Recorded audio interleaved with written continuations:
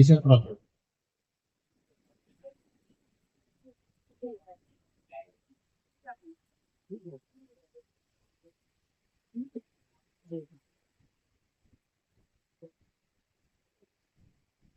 ഇല്ല, നമ്മളുടെ അടുത്ത കാലങ്ങളിൽ നമ്മളെ വിട്ടുപോയ നമ്മളുടെ മെമ്പർമാര്, അതേപോലെ നമ്മളുടെ കുടുംബ അംഗങ്ങളെ ഓർത്തുകൊണ്ട് ബോർഡ് ജീവനക്കാര് അവരെല്ലാം ഓർമ്മയ്ക്കായി ഒരു മിനിറ്റ് നമുക്ക് ഭാഗങ്ങൾ ആയിരിക്കാം.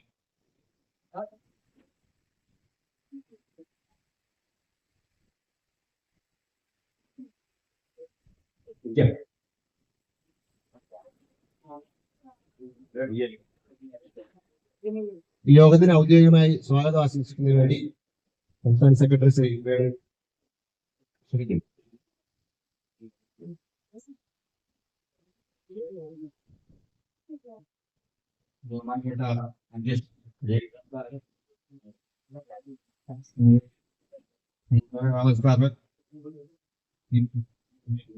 വിമൻസൻ സാറ്, സാറ്, മറ്റ് സംസ്ഥാന ഭാരവാഹികളെ, സുഹൃത്തുക്കളെ, നമ്മള് ഇങ്ങനെ ഒരു ജാഗ്രതാ സദസ്സ് നടത്തേണ്ട ആവശ്യം എന്ന് പറയുന്നത് നമ്മുടെ പെൻഷൻ സംബന്ധമായിട്ട് നമ്മുടെ നിലവിലുണ്ടായിരുന്ന വലിയ സംഘടനയാണെന്ന് പറയുന്നവരും സർവീസുള്ള സംഘടനകളും അവർക്ക് നമ്മുടെ പെൻഷന്റെ കാര്യത്തിൽ യാതൊരു ജാഗ്രതയും ഇല്ലാതായി പോയത് കൊണ്ടാണ് നമ്മളിങ്ങനെ ഈ തിടുക്കപ്പെട്ട് ഈ സംസ്ഥാന സമ്മേളനം കഴിഞ്ഞ ശേഷവും ഇതുപോലെ ഒരു എല്ലാ ജില്ലകളിലും ഒരു മീറ്റിങ്ങുകളും സദസ്സുകളും സംഘടിപ്പിക്കുമെന്നത് നിലവിലുണ്ടായിരുന്ന സംഘടനകൾക്കോ ഭാരവാഹികൾക്കോ യാതൊരു വിധത്തിലുള്ള ജാഗ്രതയും നമ്മുടെ പെൻഷനെ പറ്റി ഇല്ലാതായിക്കൊണ്ടാണ് നമുക്കെല്ലാം അറിയാവുന്ന കാര്യമാണ്.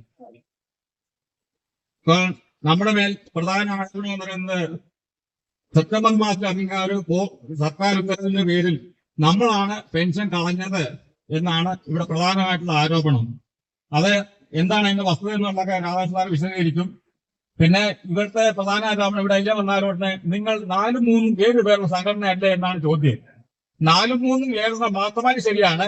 സംഘടനാപരമായിട്ട് കാര്യം നോക്കും 4, 3, 7 അല്ല, 43 അല്ല, 430 അല്ല, 4370 ആണെന്നുള്ള കാര്യം ഇപ്പം ഈ ആരോപണം ഉന്നയിക്കുന്ന ആൾക്കാർ മനസ്സിലാക്കി കാണും. സമയം പോകുന്നതുകൊണ്ട് ഞാൻ കൂടുതൽ കാര്യങ്ങൾ പറയുന്നില്ല. എന്റെ കടമല കിടക്കുകയാണ്. ഈ യോഗത്തിന് അധ്യക്ഷത വഹിക്കുന്ന നമ്മുടെ സംസ്ഥാന പ്രസിഡന്റ് ഡയമണ്ട് സാറിനെ ഈ യോഗത്തിലേക്ക് സ്വാഗതം ചെയ്തു. അടുത്തതായി നമ്മുടെ മുൻ പ്രസിഡന്റും ഇപ്പോൾ സാങ്കേതിക സമിതി കൺവീനറുമായ മൊന്നൽ സാറിനെ ഈ യോഗത്തിലേക്ക് സ്വാഗതം ചെയ്യുന്നു. നമ്മുടെ സംസ്ഥാന സെക്രട്ടറി വിമൻസൻ സാറിനെ സ്വാഗതം ചെയ്തു തുടങ്ങുന്നു. ഓർഗനൈസ് സെക്രട്ടറി ജോബ് സാറിനെയും സ്വാഗതം ചെയ്തു തുടങ്ങുന്നു. മധ്യമേഖല സെക്രട്ടറി ശ്രീദേവി മാഡത്തിനെ സ്വാഗതം ചെയ്തു തുടങ്ങുന്നു. പിന്നെ തെക്കൻ മേഖല കൺവീനർ സെക്രട്ടറി, മേഖല സെക്രട്ടറി അനിൽ സാറിനെ യോഗത്തിലേക്ക് സ്വാഗതം ചെയ്യുന്നു. കൂടാതെ ഇവിടെ എത്തിയാർന്നിട്ടുള്ള എല്ലാ സംസ്ഥാന ഭാരവാഹികളെയും യോഗത്തിൽ സ്വാഗതം ചെയ്യുന്നു. അതുകൂടെ നമ്മുടെ എല്ലാം ക്ഷണം സ്വീകരിച്ച് ഇവിടെ എത്തിയിട്ടുള്ള എല്ലാ അംഗങ്ങളെയും സ്വാഗതം ചെയ്തുകൊണ്ട് ഞാൻ നിർത്തുന്നു. നന്ദി, നമസ്കാരം. നമ്മുടെ പ്രോഗ്രാമിന് സമയം കൃത്യമാണ്. ഒരു മണിക്കൂറോട് അവസാനിപ്പിക്കേണ്ടതുണ്ട്. അതുകൊണ്ട് തന്നെ വളരെ ലൈറ്റ് ആയിട്ടുള്ള ഷെഡ്യൂളിലായിരിക്കും നമ്മുടെ കാര്യങ്ങൾ പോവുക. നിങ്ങൾക്കറിയാം, നമ്മുടെ 10ാമത്തെ ജാഗ്രതാ ജീവനക്കാരും പെൻഷൻകാരും ഇന്നത്തെ പെൻഷന്റെ അവസ്ഥയെക്കുറിച്ചും നമ്മുടെ ട്രസ്റ്റിന്റെ അവസ്ഥയെക്കുറിച്ചും കൂടുതൽ ജാഗ്രതയോടെ പ്രവർത്തിക്കേണ്ടതുണ്ട് എന്ന് ബോധ്യപ്പെടുത്തുന്ന ഈ ജാഗ്രത സദസ്സിലേക്ക് വന്നു ചേർന്ന എല്ലാവരെയും ഞാൻ നന്ദിയോടെ ഓർക്കുന്നു. ജാഗ്രതാ സദസ്സിന്റെ ആവശ്യകതയെക്കുറിച്ച് ആമുഖ പ്രസംഗം നടത്തുന്നതിന് നമ്മുടെ ജനറൽ സെക്രട്ടറി ശ്രീ വിമൻചന്ദ് എന്നെ ക്ഷണിക്കും. ബഹുമാനപ്പെട്ട അധ്യക്ഷൻ, നമ്മുടെ സംഘടനയുടെ സംസ്ഥാന പ്രസിഡന്റ് ജെ.എസ്.എം. ദേവ് സാർ, നമ്മുടെ 10ാമത് ജാഗ്രതാ സദസ്സ് ഉദ്ഘാടനം ചെയ്യുന്ന ബഹുമാനപ്പെട്ട സംഘടനയുടെ മുൻ പ്രസിഡന്റും ഇപ്പോൾ സാങ്കേതിക സമിതിയുടെ കൺവീനറുമായ നമ്മുടെ സംഘടനയുടെ മുൻ general secretary Ashok Kumar sir, നമ്മുടെ ഇന്ന് വിശദീകരണം നടത്തുന്ന വി.പി. രാധാകൃഷ്ണൻ സാർ, സംഘടനയുടെ ഓർഗനൈസിംഗ് സെക്രട്ടറി എൻ.ഡി. ജോബ് സാർ, നമ്മുടെ ആശംസാ പ്രസംഗം നടത്തുന്ന ശ്രീ അനിൽകുമാർ, ശ്രീദേവ് മാഡം, ബഹുമാനപ്പെട്ട ജില്ലാ പ്രസിഡന്റുമാര്, സെക്രട്ടറിമാർ, ARU പ്രസിഡന്റ്, സെക്രട്ടറിമാർ, ബഹുമാനപ്പെട്ട അംഗങ്ങളെ, ജീവനക്കാരെ, സംസ്ഥാനം എല്ലാ ജില്ലാ അടിസ്ഥാനത്തിൽ സംസ്ഥാനം മുഴുവൻ നമ്മൾ KSEB പെൻഷനേഴ്സ് കൂട്ടായ്മ ഒരു ജാഗ്രതാ സദസ് നടത്തി വരുവാണ്. ഇന്ന് അതിന്റെ 10ാമത്തെ ജാഗ്രതാ സദസ്സാണ് ഇവിടെ നടക്കുന്നത്. പ്രിയമുള്ളവരെ, ഞാൻ കൂടുതൽ സംസാരിക്കുന്നില്ല. ഇവിടെ വിശദീകരിക്കാൻ ഒരുപാട് ആൾക്കാരുണ്ട്.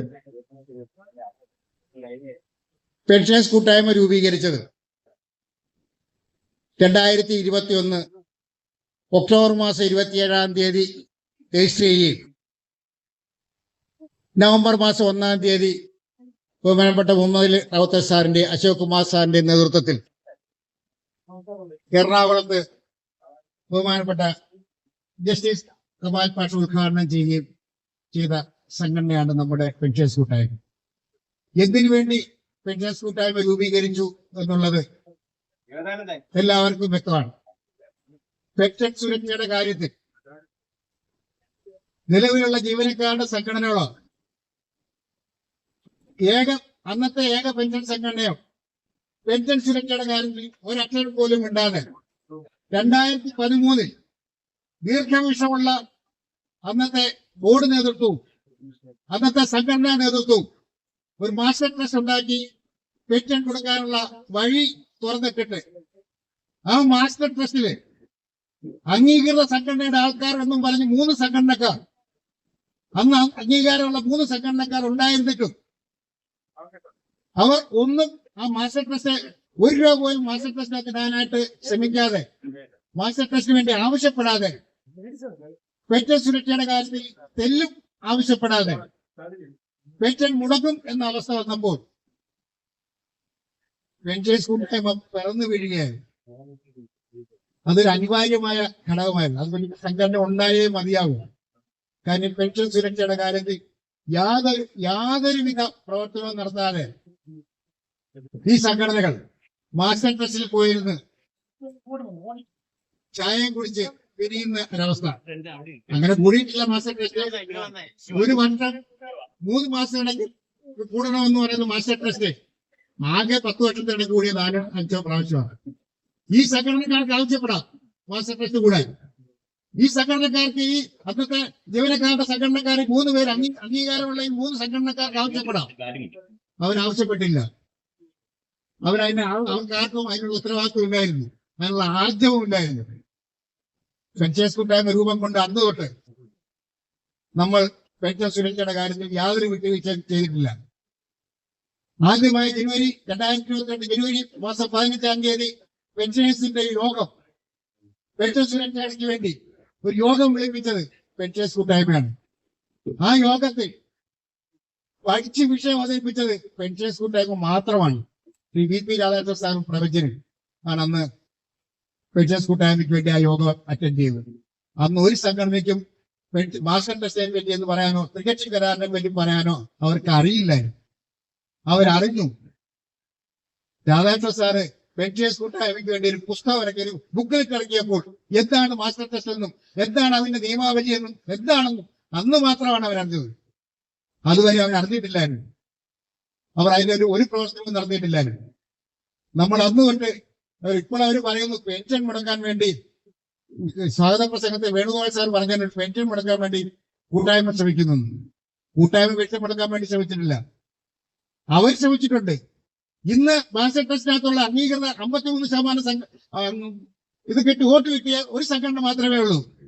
ആ സംഘടന 1 വർഷത്തിന് മുമ്പ് ശ്രീ രാജൻ കോപ്പറേറ്റ് സാർ ചെയർമാനായിട്ടിരിക്കുന്ന സമയത്ത് ഇത് തവണകളാക്കാൻ ഒരു മൂവ്മെന്റ് നടത്തിയായിരുന്നു. എഫ്ഐയുടെ ഓഫീസിൽ നിന്ന് നോട്ട് പോകുമ്പോൾ, നോട്ട് തയ്യാറാകുമ്പോൾ നമ്മൾ അറിഞ്ഞു. നമ്മുടെ അന്നത്തെ സംസ്ഥാന പ്രസിഡന്റ് റാവുത്തർ സാറിന്റെ വിദഗ്ധമായ ഇടപെടലുകൊണ്ട് സാർ പറഞ്ഞു അത് അവതരിപ്പിക്കുന്നു നോക്കട്ടെ. അവർ അവതരിപ്പിച്ചു. ശരിയാണ്. CITയുടെ സെക്രട്ടറി എന്ന് അത് 53% കിട്ടിയ CITയുടെ സെക്രട്ടറി ഹരിലാൽ, എന്റെ സുഹൃത്തായ ഹരിലാൽ അന്ന് ആ യോഗത്തിൽ പങ്കെടുത്തുകൊണ്ട് പറഞ്ഞത് അന്ന് തൊട്ട് ഞങ്ങൾ സമരത്തിലായിരിക്കും എന്നാണ് പറഞ്ഞത്. പക്ഷെ ആ പറഞ്ഞ ഹരിലാൽ റാവുത്തർ സാർ പിറ്റേ ദിവസം തവണകളാക്കാതിരിക്കാൻ വേണ്ടി ബഹുമാനപ്പെട്ട ചെയർമാനെയും ബഹുമാനപ്പെട്ട മന്ത്രിയെയും നിങ്ങളുടെ കാലത്ത് തവണകളാക്കിയാൽ ഈ പെൻഷൻ നിന്നു പോകും എന്നുള്ള പൂർത്തിപ്പെടുത്തിക്കൊണ്ട് എല്ലാ പത്രക്കാരെയും വിളിച്ചറിയിച്ച് അതൊരു മൂവ്മെന്റ് ആയി മാറുമെന്ന് അറിഞ്ഞപ്പോൾ പിറ്റേ ദിവസം വോയിസ് ക്ലിപ്പ് ഇറക്കിക്കൊണ്ട് ആ സെക്രട്ടറി പറഞ്ഞത് അങ്ങനെ ചർച്ചയെ അവിടെ നടന്നിട്ടില്ല. അവിടെയാണ് ഒരു സംഘടന മാത്രമായുള്ള കുഴപ്പം. വേറൊരു സംഘടനയും കൂടി അന്ന് ഉണ്ടായിരുന്നുവെങ്കിൽ ആ ചർച്ചയ്ക്കകത്ത് നടന്നത് വേറൊരു വോയിസ് ക്ലിപ്പായിട്ട് ഇറക്കാമായിരുന്നു. അതിന് ബോർഡിലെ സംഘടനകൾക്ക് അതിനുള്ള ആർജവമില്ല. ആ ഒരു സംഘടന പറഞ്ഞ അദ്ദേഹം ആ പങ്കെടുത്തുകൊണ്ട് സമരത്തിലേക്ക് പോകുമെന്ന് പറഞ്ഞ് ശ്രീ ഹരിലാൽ പിറ്റേ ദിവസം വോയിസ് ക്ലിപ്പ് ഇറക്കി. അങ്ങനെ ഒരു ചർച്ചയെ നടന്നിട്ടില്ല. അത് ഗവൺമെന്റിന് നടക്കാനാവും എന്നുള്ളതുകൊണ്ട് പെൻഷേഴ്സ് കൂട്ടായ്മ രൂപീകരിച്ചത് ഒരു രാഷ്ട്രീയ പാർട്ടിയുടെയും പിൻബലത്തോടുകൂടിയല്ല. പെൻഷേഴ്സ് കൂട്ടായ്മയിൽ എല്ലാ രാഷ്ട്രീയക്കാരും ഉണ്ട്. പെൻഷേഴ്സ് കൂട്ടായ്മ പ്രത്യേകിച്ച് രാഷ്ട്രീയമില്ല.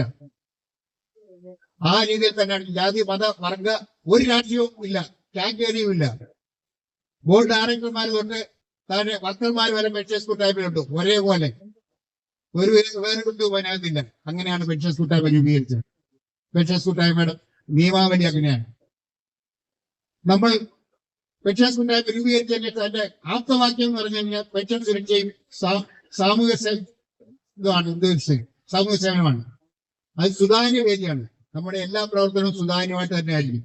നമ്മൾ ഒരു രൂപ നിങ്ങളുടേത് അംഗത്വത്തിന്റെ പേരിൽ പിരിക്കുന്നുണ്ടെങ്കിൽ അത് സുതാര്യമായിട്ട് തന്നെ ആയിരിക്കും.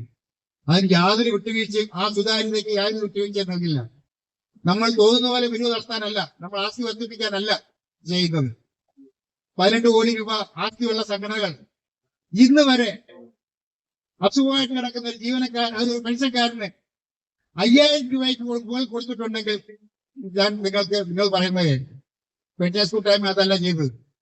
പെൻഷേഴ്സ് കൂട്ടായ്മ ഒരു വെൽഫെയർ സമിതി രൂപീകരിച്ചു. വെൽഫെയർ സമിതിക്കകത്ത് പൈസ ഇത് കൊടുക്കാൻ വേണ്ടി ഒരു ഫണ്ട് സ്വരൂപിച്ചു. ഇഷ്ടമുള്ളവർ മാത്രം തന്നാൽ മതി. ആരെയും നിർബന്ധിച്ചൊരു പൈസയും പെൻഷൻ കൂട്ടായ്മ വിളിക്കില്ല. അതിൽ നിന്ന് പിരിച്ച് നമ്മൾ ഏറ്റവും കുറഞ്ഞ പെൻഷൻ വാങ്ങിക്കുന്ന നമ്മുടെ ആൾക്കാർക്ക് നമ്മൾ 25,000 രൂപ നമ്മൾ കൊടുക്കുന്നത്. നമ്മൾ 8 പേർക്ക് വരെ കൊടുത്തിട്ടുണ്ട്. അതേസമയം നമ്മൾ 23 പേർക്കോളം നമ്മൾ അല്ലാതെ പൈസ നമ്മൾ സമാഹരിച്ചു കൊടുത്തിട്ടുണ്ട്. നമ്മൾ ആദ്യമായിട്ട് കോഴിക്കോടുള്ള ശ്രീ പ്രകാശിനാണ്, നട്ടലിന് അസുഖമായിട്ട് കിടന്ന പ്രകാശിന് നമ്മൾ ലേക്സൂർ ആശുപത്രിയിൽ കാശ് കെട്ടിവെച്ചാൽ മാത്രമേ ഓപ്പറേഷൻ നടക്കൂ എന്നുള്ള പ്രകാശിന് നമ്മൾ പെൻഷേഴ്സ് കൂട്ടായ്മയാണ് കാശ് കെട്ടിവെച്ചത്.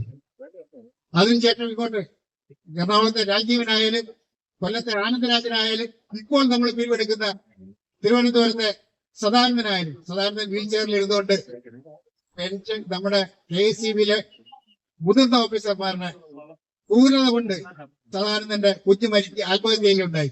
ആ സദാനന്ദന് വീൽ ചെയർ മാത്രം ആശ്രയിച്ച് ഒരു മാസത്തിൽ 20 ദിവസം ആശുപത്രിയിൽ കഴിയുന്ന സദാനന്ദൻ നമ്മൾ കൊടുക്കാൻ പോകുന്നു.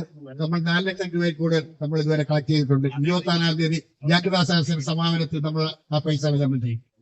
നമ്മളൊരു സാങ്കേതിക സമിതി ഉണ്ടാക്കി. ബഹുമാനപ്പെട്ട റാവുത്തർ സാറാണ് സാങ്കേതിക സമിതിയുടെ അധ്യക്ഷൻ.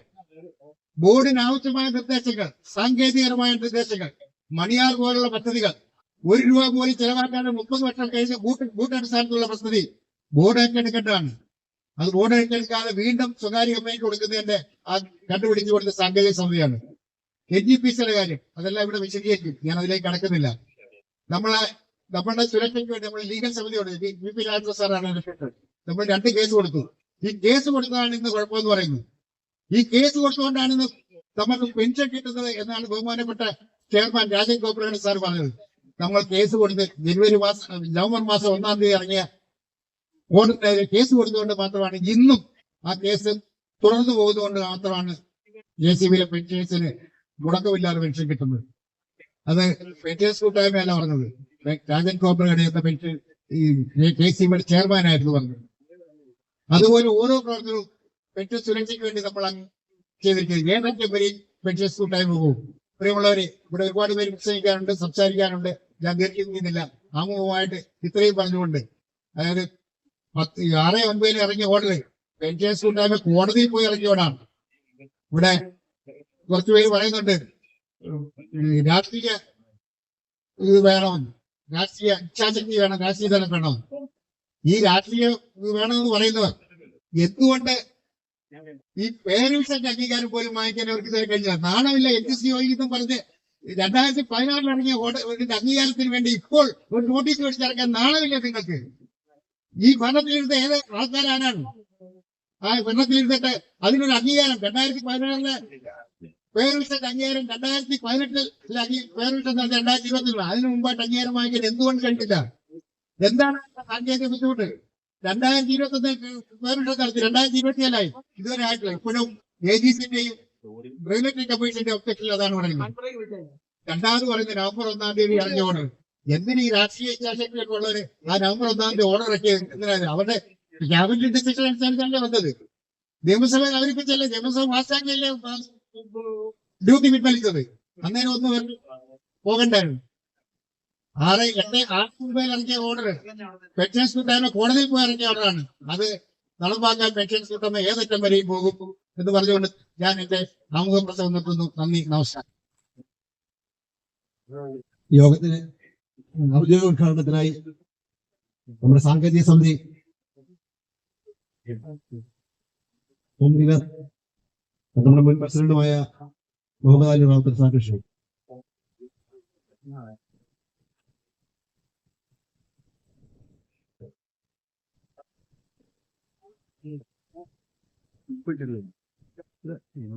ബഹുമാന്യനായ ഈ യോഗാധ്യക്ഷൻ നമ്മുടെ സംഘടനയുടെ സംസ്ഥാന പ്രസിഡന്റ് ജെയിംസ് എം ഡേവിഡ്, ഈ വേദിയിൽ സന്നിഹിതനായിരിക്കുന്ന നമ്മുടെ സംഘടനയുടെ സ്ഥാപക ജനറൽ സെക്രട്ടറി എന്റെ സുഹൃത്ത് ശ്രീ അശോക് കുമാർ, നമ്മുടെ സംഘടനയുടെ സംസ്ഥാന organising secretary Shri Job, second മേഖല സെക്രട്ടറി ശ്രീ അനിൽകുമാർ, മധ്യമേഖല സെക്രട്ടറി ശ്രീമതി EP ശ്രീദേവി, നമ്മുടെ ലീഗൽ സമിതിയുടെ കൺവീനർ ശ്രീ VP രാധാകൃഷ്ണൻ, നമ്മുടെ കോട്ടയത്തെ കഴിഞ്ഞ ജില്ലാ പ്രസിഡന്റും ഇപ്പോഴും സംസ്ഥാന സെക്രട്ടറിയായിട്ടുള്ള ശ്രീ EN വേണുഗോപാൽ, മറ്റിവിടെ നമ്മുടെ സദസ്സിലുള്ള നമ്മുടെ chief engineer retired Shri James, അതുപോലെ തന്നെ ഇവിടെ നമ്മുടെ ക്ഷണം സ്വീകരിച്ചെത്തിയിട്ടുള്ള കോട്ടയം ജില്ലയിലെ നമ്മുടെ ജില്ലാ സെക്രട്ടറി ചന്ദ്രലാൽ, ബാക്കി ഞാൻ എല്ലാവരെയും പേരെടുത്ത് പറയുന്നില്ല. ഇവിടെ ക്ഷണം സ്വീകരിച്ചിവിടെ എത്തിയിട്ടുള്ള കോട്ടയം ജില്ലയിലെ പ്രബുദ്ധരായ ചെറുപ്പക്കാരായ പെൻഷൻകാരെ, അതുപോലെ മറ്റ് ജില്ലകളിൽ നിന്ന് നമ്മുടെ ക്ഷണം സ്വീകരിച്ച് അതിഥികളായി എത്തിയിട്ടുള്ള നമ്മുടെ പെൻഷൻകാരെ, ഇവിടെ നമ്മൾ ഈ ജാഗ്രതാ സദസ്സ് നേരത്തെ ഇവിടെ നമ്മുടെ സ്വാഗത പ്രാസംഗികൻ സൂചിപ്പിച്ചതുപോലെ നമ്മുടെ ബൃഹത്തായ ഒരു സംസ്ഥാന സമ്മേളനം പാലക്കാട് നടന്ന സംസ്ഥാന സമ്മേളനത്തിന് ശേഷം ഓഗസ്റ്റ് മാസം 27-ാം തീയതി പത്തനംതിട്ട ജില്ലയിൽ നമ്മുടെ സംസ്ഥാനതല ജാഗ്രതാ സദസ്സിന്റെ ഉദ്ഘാടനം നടന്നു. ഒരു ജാഥ ഇവിടെ പട്ടണം ചുറ്റിയുള്ള ഒരു ജാഥ നടന്നിരുന്നു. അതിന്റെ കാര്യങ്ങളിലേക്ക് പിന്നീട് വരാം. അതിനുശേഷം എല്ലാ ജില്ലകളിലും ഇപ്പൊ ഏറ്റവും അവസാനമായ കണ്ണൂര്, കോഴിക്കോട്, വയനാട്, മലപ്പുറം ഒഴികെ ബാക്കിയുള്ള 10ാമത്തെ ജില്ലയിലെ ഇന്നത്തെ യോഗം ഇവിടെ നടക്കുകയാണ്. ഇത് എന്തിനു വേണ്ടിയാണ് യോഗം എന്നുള്ളത് നമ്മുടെ കൃത്യമായിട്ടുള്ള നമ്മുടെ നോട്ടീസിലും നമ്മുടെ പോസ്റ്റിലും ഒക്കെ വളരെ കൃത്യമായിട്ട് അത് അച്ചടിച്ച് എല്ലാവരുടെയും മുൻപിൽ എത്തിക്കും. 2021 ഒക്ടോബർ മാസം 27-ാം തീയതി 9 പേരായി തുടങ്ങിയ ഒരു സംഘടന. അതിനു മുമ്പ് മെയ് 2021 മെയ് 27 തന്നെ എല്ലാവരും തന്നെ കുറെ ആൾക്കാർ ആക്ഷേപിക്കപ്പെടുന്ന ഒരു വാട്സാപ്പ് സംഘടന അല്ലേ അശോക് കുമാറെ? ഇന്ന് വേറെ ഉണ്ട്, ഇന്ന് കുത്തിത്തിരിപ്പ് സംഘടന, ആളില്ലാ സംഘടന അല്ലെ? ബഹുമാനരായ നമ്മുടെ ആ നേതാക്കന്മാരോട് ഇന്ന് ഇവിടെ വന്ന് ഈ കോട്ടയത്തെ ഈ സദസ്സിൽ ഒന്ന് കണ്ട ഒരു ഫോട്ടോ എടുത്ത് അവരുടെ ഗ്രൂപ്പിൽ ഒന്ന് ഇടണമെന്നാണ് എനിക്ക് പറയാനുള്ളത്. കോട്ടയത്ത് മാത്രമല്ല, എല്ലാ ജില്ലകളിലും നടക്കുന്ന യോഗങ്ങളിൽ. അപ്പൊ ആലപ്പുഴ ഒരു 100-400 പേരുള്ള യോഗം നടന്നപ്പോൾ അവര് പറഞ്ഞത് എന്താണ്? തെക്കുന്നും വടക്കുന്നും ബസ്സിൽ കൊണ്ടുവന്ന ആളുകളെ ഇറക്കുന്നു. ഒരു യോഗം നടത്തിയാൽ അതിന് 4, 3, 7 പേരെ മാത്രമേ അതിനകത്ത് കാണുകയുള്ളൂ. അപ്പൊ അതിനെക്കുറിച്ചൊന്നും ഞാനൊന്നും പറയുന്നില്ല. എന്തായാലും 2021 കേരള പ്രവിധനം ഈ കൂട്ടായ്മ ഔദ്യോഗികമായി എറണാകുളത്ത് പ്രസ് ക്ലബിൽ വെച്ച് 50 പേരല്ലേ ഏതാണ്ട് 50 പേരോടുകൂടി നമ്മൾ ഉദ്ഘാടനം ചെയ്ത് തുടങ്ങി ഈ സംഘടന. ഏതാണ്ട് 3 കൊല്ലം കഴിയുമ്പോൾ നേരത്തെ ഇവിടെ കണക്ക് പറഞ്ഞു എത്രയാണ്? 4370 കഴിഞ്ഞ് ഇന്നിവിടെ തന്നെ 5 or 8 എത്ര പേര് എനിക്കറിയില്ല, 8 or 10 പേര് ഇന്ന് ഇവിടെ മെമ്പർഷിപ്പ് എടുക്കുകയാണ്. അപ്പൊ 4370 കടന്നു പോകുന്ന ഈ സംഘടന, അത് എടുത്തു പറയേണ്ട കാര്യം, ഈ 4370 എല്ലാം ചെറുപ്പക്കാരാണ്. ബോർഡിൽ നിന്നും റിട്ടയർ ചെയ്യുന്ന എല്ലാ ജീവനക്കാരും, എല്ലാ ഓഫീസർമാരും അവര് വേറെ യാതൊരു രാഷ്ട്രീയം ഒന്നും നോക്കാതെ, നമുക്ക് രാഷ്ട്രീയമൊന്നുമില്ല, എല്ലാ ട്രേഡ് യൂണിയനിലുള്ളവരും ട്രേഡ് യൂണിയൻ നേതാക്കന്മാർ ഇത് ഇങ്ങോട്ട് വന്ന് ചോദിച്ച് നമ്മുടെ സംഘടനയിൽ മെമ്പർഷിപ്പ് എടുക്കും. അത് എന്തുകൊണ്ടാണ്? കാരണം കഴിഞ്ഞ 3 കൊല്ലം കാലം നമ്മൾ തുടങ്ങിയ കാലത്ത് ഉണ്ടാക്കിയ മുദ്രാവാക്യം നമ്മുടെ ജനറൽ സെക്രട്ടറി പറഞ്ഞ എന്താണ്? പെൻഷൻ സുരക്ഷയ്ക്ക് വേണ്ടിയുള്ള ഒരു സാമൂഹ്യ വേദി, അല്ലേ? സുതാര്യ വേദി. അപ്പൊ അതിലൂന്നിയാണ് നമ്മൾ കഴിഞ്ഞ 3 കൊല്ലക്കാലം പ്രവർത്തിച്ചത്. അതിന്റെ ഭാഗമായിട്ട് ബോർഡിലെ പെൻഷനായ നമ്മളെല്ലാം 30 കൊല്ലം, 25 കൊല്ലം, 35 കൊല്ലം സുസ്ഥിരമായ സേവനം അനുഷ്ഠിച്ച് നമ്മുടെ ശമ്പളത്തിൽ നിന്ന് ഒരു ഭാഗം അങ്ങോട്ട് മാറ്റിവെച്ച് നിയമാനുസരണം നമുക്ക് തരേണ്ട പെൻഷൻ, ആ പെൻഷൻ നമുക്ക് ലഭിക്കുന്നതിന് വേണ്ടി 2013-14 കാലഘട്ടത്തിൽ അന്നത്തെ സർക്കാരിന്റെ ഇച്ഛാശക്തിയുടെ അടിസ്ഥാനത്തിൽ ഒരു ത്രികക്ഷി കരാറുണ്ടാക്കി. ആ ത്രികക്ഷി കരാറിൽ നിന്ന് മാറിയുന്നവരാണ് ഇപ്പൊ ഈ അപ്പുറത്ത് നിന്ന് ഈ കോപ്രായങ്ങൾ കാണിക്കുന്നത്, അത് വേറെ കാര്യം. അപ്പൊ അങ്ങനെ ഒരു ത്രികക്ഷി കരാറുണ്ടാക്കി അതിന്റെ ഭാഗമായിട്ട് ഒരു മാസ്റ്റർ ട്രസ്റ്റ് ഉണ്ടാക്കി അത് രജിസ്റ്റർ ചെയ്തു. ഞാനും അതിലെ 3ാമത്തെ കക്ഷിയാണ്. സർക്കാരിന്റെ കക്ഷി, ബോർഡിന്റെ കക്ഷി, അതിലെ 3ാമത്തെ കക്ഷി ഞാനാണ്. അപ്പൊ അതെല്ലാം ഇപ്പൊ ഈ ഇതിലൊക്കെ ഇടുന്നുണ്ട്, ഈ ഫേസ്ബുക്കിലൊക്കെ ഇട്ടിട്ട് ഞാനാണ് ഈ പെൻഷന്റെ ഈ മാസ്റ്റർ ട്രസ്റ്റ് ഉണ്ടാക്കിയത്, കാരണം പെൻഷൻകാരെ നശിപ്പിക്കാൻ വേണ്ടി ഉണ്ടാക്കിയതാണ് മാസ്റ്റർ ട്രസ്റ്റ്. ആരാണ്? അന്ന് മാറി നിന്ന സംഘടനക്കാർ പറയും. ആ സംഘടനയിലെ അപ്പോസ്തലന്മാരാരാണ്? അതിനകത്ത് ഒപ്പിട്ട ഒന്നാമത്തെ ഔദ്യോഗികമായിട്ട് അതിന്റെ എന്താണ് ഔദ്യോഗികന്മാർ, ഇല്ലേ? അങ്ങനല്ലേ? ഇപ്പൊ ഞാൻ പറഞ്ഞു വരുന്നത്, അന്ന് നമ്മൾ 2021 ജനിച്ച ഈ സംഘടന 2 കൊല്ലക്കാലം, 2 കൊല്ലക്കാലം ഞങ്ങളൊക്കെ അതിന്റെ തലപ്പത്ത് അശോക് കുമാർ ഉൾപ്പെടെ നമ്മളത് ആരും വിചാരിച്ചില്ല. എന്റെ അശോക ഈ 4500 പേര് ഇപ്പൊ ഈ സംഘടനയ്ക്കകത്ത് കാണുന്നു, ഞങ്ങൾക്ക് യാതൊരു വിശ്വാസവും ഇല്ല. അത് എന്തുകൊണ്ടാണ് 4500 കഴിഞ്ഞ 5000ത്തിലേക്ക് കുതിക്കുന്നത്? നമ്മുടെ പ്രവർത്തന ശൈലി. നമുക്ക് വേറെ യാതൊരു ഉദ്ദേശവുമില്ല. രാഷ്ട്രീയമായിട്ടുള്ള വോട്ട് ചെയ്യുന്ന, ഇലക്ഷൻ വരുമ്പോൾ വോട്ട് ചെയ്യുന്നത് നമ്മുടെ, അത് നിങ്ങളെല്ലാം ഇഷ്ടമുള്ളവർ വോട്ട് ചെയ്യാം. ഇതിനകത്ത് എല്ലാ രാഷ്ട്രീയക്കാരും ഉണ്ട്. കോൺഗ്രസ്സുകാരുണ്ട്, കമ്മ്യൂണിസ്റ്റുകാരുണ്ട്, BJPക്കാരുണ്ട്, RSSകാരുണ്ട്, എല്ലാ ട്രേഡ് യൂണിയൻകാരും ഉണ്ട്, അതിന്റെ നേതാക്കന്മാരുണ്ട്. അപ്പൊ ഇന്നലെ ഇടുക്കിയിലെ മെലിഞ്ഞാന്ന് നടന്ന യോഗത്തിന്റെ ഫോട്ടോയിൽ ഒരു കുറിപ്പ് കണ്ടു. ഇതിനകത്ത് എന്താണ്? സാറന്മാരുടെ ഇരുന്ന് വെയിൽ കൊള്ളുകയാണെന്ന്. പണ്ടാരും ഇവരാരും ഒരു സംഘടനയും കണ്ടിട്ടില്ലാത്തവരാണ്. ഇന്ന് ഈ ഇരിക്കുന്നവരുണ്ടല്ലോ, ഇതെല്ലാം ഓരോ സംഘടനയിലും ഏതൊക്കെയാണെന്ന് നിങ്ങൾ അറിയുക. ഇതിന്റെ എല്ലാ നേതാക്കന്മാരായിരുന്നു ഈ ഇത്. നിങ്ങളെ എത്രയോ നേതാക്കന്മാർ ഈ സദസ്സിൽ ഇരിക്കുന്നു, അംഗങ്ങളായിരുന്നു. അപ്പൊ അതൊന്നും നമ്മളെ ഇങ്ങോട്ട് പേടിപ്പിക്കുന്നത് വേണ്ട. എന്തായാലും ഞാൻ പറഞ്ഞു വന്നത്, ആ പെൻഷൻ സുരക്ഷയുടെ ഭാഗമായിട്ട് മാസ്റ്റർ ടെസ്റ്റിലെ അതിൽ പറഞ്ഞിട്ടുള്ള കാര്യങ്ങൾ കൃത്യമായി നടക്കുന്നില്ല എന്നുള്ളത് മനസ്സിലാക്കി അതിങ്ങനെ ഉണ്ടാക്കി ഈ സംഘടന ബഹുമാനപ്പെട്ട മന്ത്രിക്ക്, അതുപോലെ തന്നെ ബഹുമാനായ നമ്മുടെ അന്നത്തെ CMD, ബോർഡ് തലത്തിലെ FA, ചീഫ് എഞ്ചിനീയർമാർ, ഇവർക്കെല്ലാം നിവേദനം കൊടുത്തിട്ട് യാതൊരു അനക്കവുമില്ലാതെയാണ് നമ്മുടെ എല്ലാമായ ശ്രീ VP രാധാകൃഷ്ണൻ നേതൃത്വത്തിൽ ലീഗൽ സമിതി കൂടി തീരുമാനമെടുത്ത് നമ്മുടെ മുൻ ജനറൽ സെക്രട്ടറി, നിങ്ങളുടെ ജില്ലക്കാരനായ ശ്രീ അശോക് കുമാറാണ് ആ ഹൈക്കോടതിയിൽ ആദ്യമായി നമ്മുടെ 130-722 അല്ലേ, തെറ്റുണ്ടെങ്കിൽ ക്ഷമിക്കണം, ആ കേസ് ഫയൽ ചെയ്തത്. അദ്ദേഹമാണ് ഒപ്പിട്ട് കൊടുത്തിരിക്കുന്നത്. വാദി അല്ലേ, വാദി. പ്രതികൾ കുറെ പേരുണ്ട്. അവസാനം എന്താണ്? ശ്രീ ദേവൻ രാമേന്ദ്രൻ സാറിന്റെ ബെഞ്ചിൽ ആ കേസ് വന്നപ്പോൾ വിചാരണ പോലും ഇല്ല.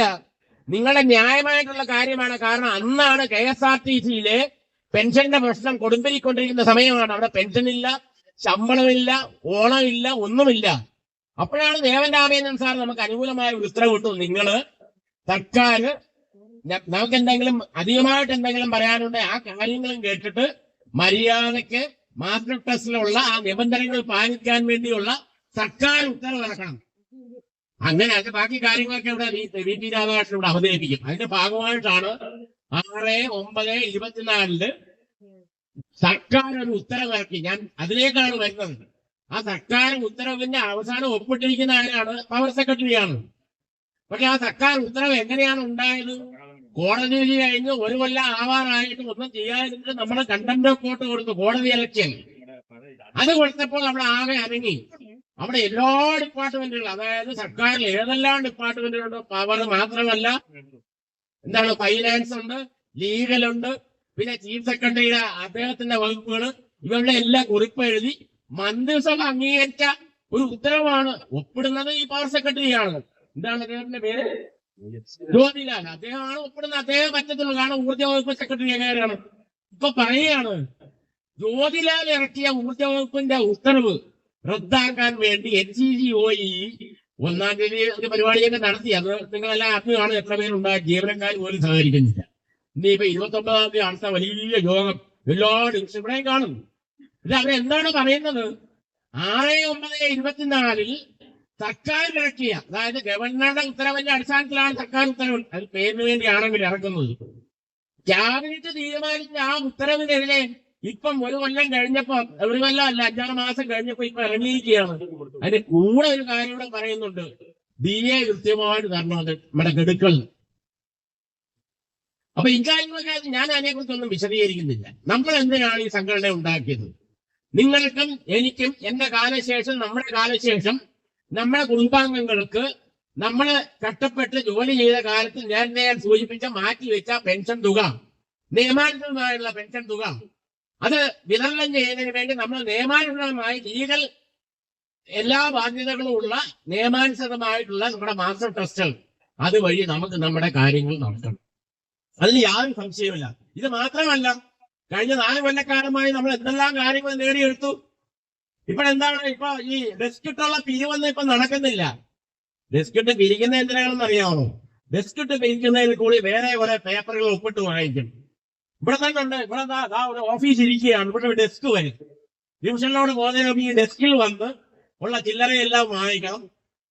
അത് കഴിഞ്ഞിട്ട് എന്താണ് ലൈഫ് സർട്ടിഫിക്കറ്റ്, അത് ഇവിടെ വെച്ചാണ് ഒപ്പിടുന്നത്. ഒപ്പിട്ടിട്ട് അവിടെ കൊണ്ടുപോയി കൊടുക്കും. അവിടെ ഒരു മാന്യനുണ്ടെന്നാണ് പറയുന്നത്. അദ്ദേഹം ഇതെല്ലാം ഒന്നിച്ചാ വാങ്ങിക്കുന്നത്. ഏതാ ലൈഫ് സർട്ടിഫിക്കറ്റ്? ഞാൻ ഇങ്ങനെ ഇപ്പൊ അനുഭവിച്ചുകൊണ്ടിരിക്കുക. ഇങ്ങനെ വാങ്ങിച്ചത് അയാളുടെ പെൻഷൻ കിട്ടാത്ത ഒരു അവസ്ഥയിലായി. മരിച്ച് 15 കൊല്ലമായി മരിച്ച ആളുടെ ഒപ്പുകൾ ഇങ്ങനെ ഇട്ടോണ്ടേ ഇരിക്കുകയാണ്. അല്ലേ? അങ്ങനെയല്ലേ?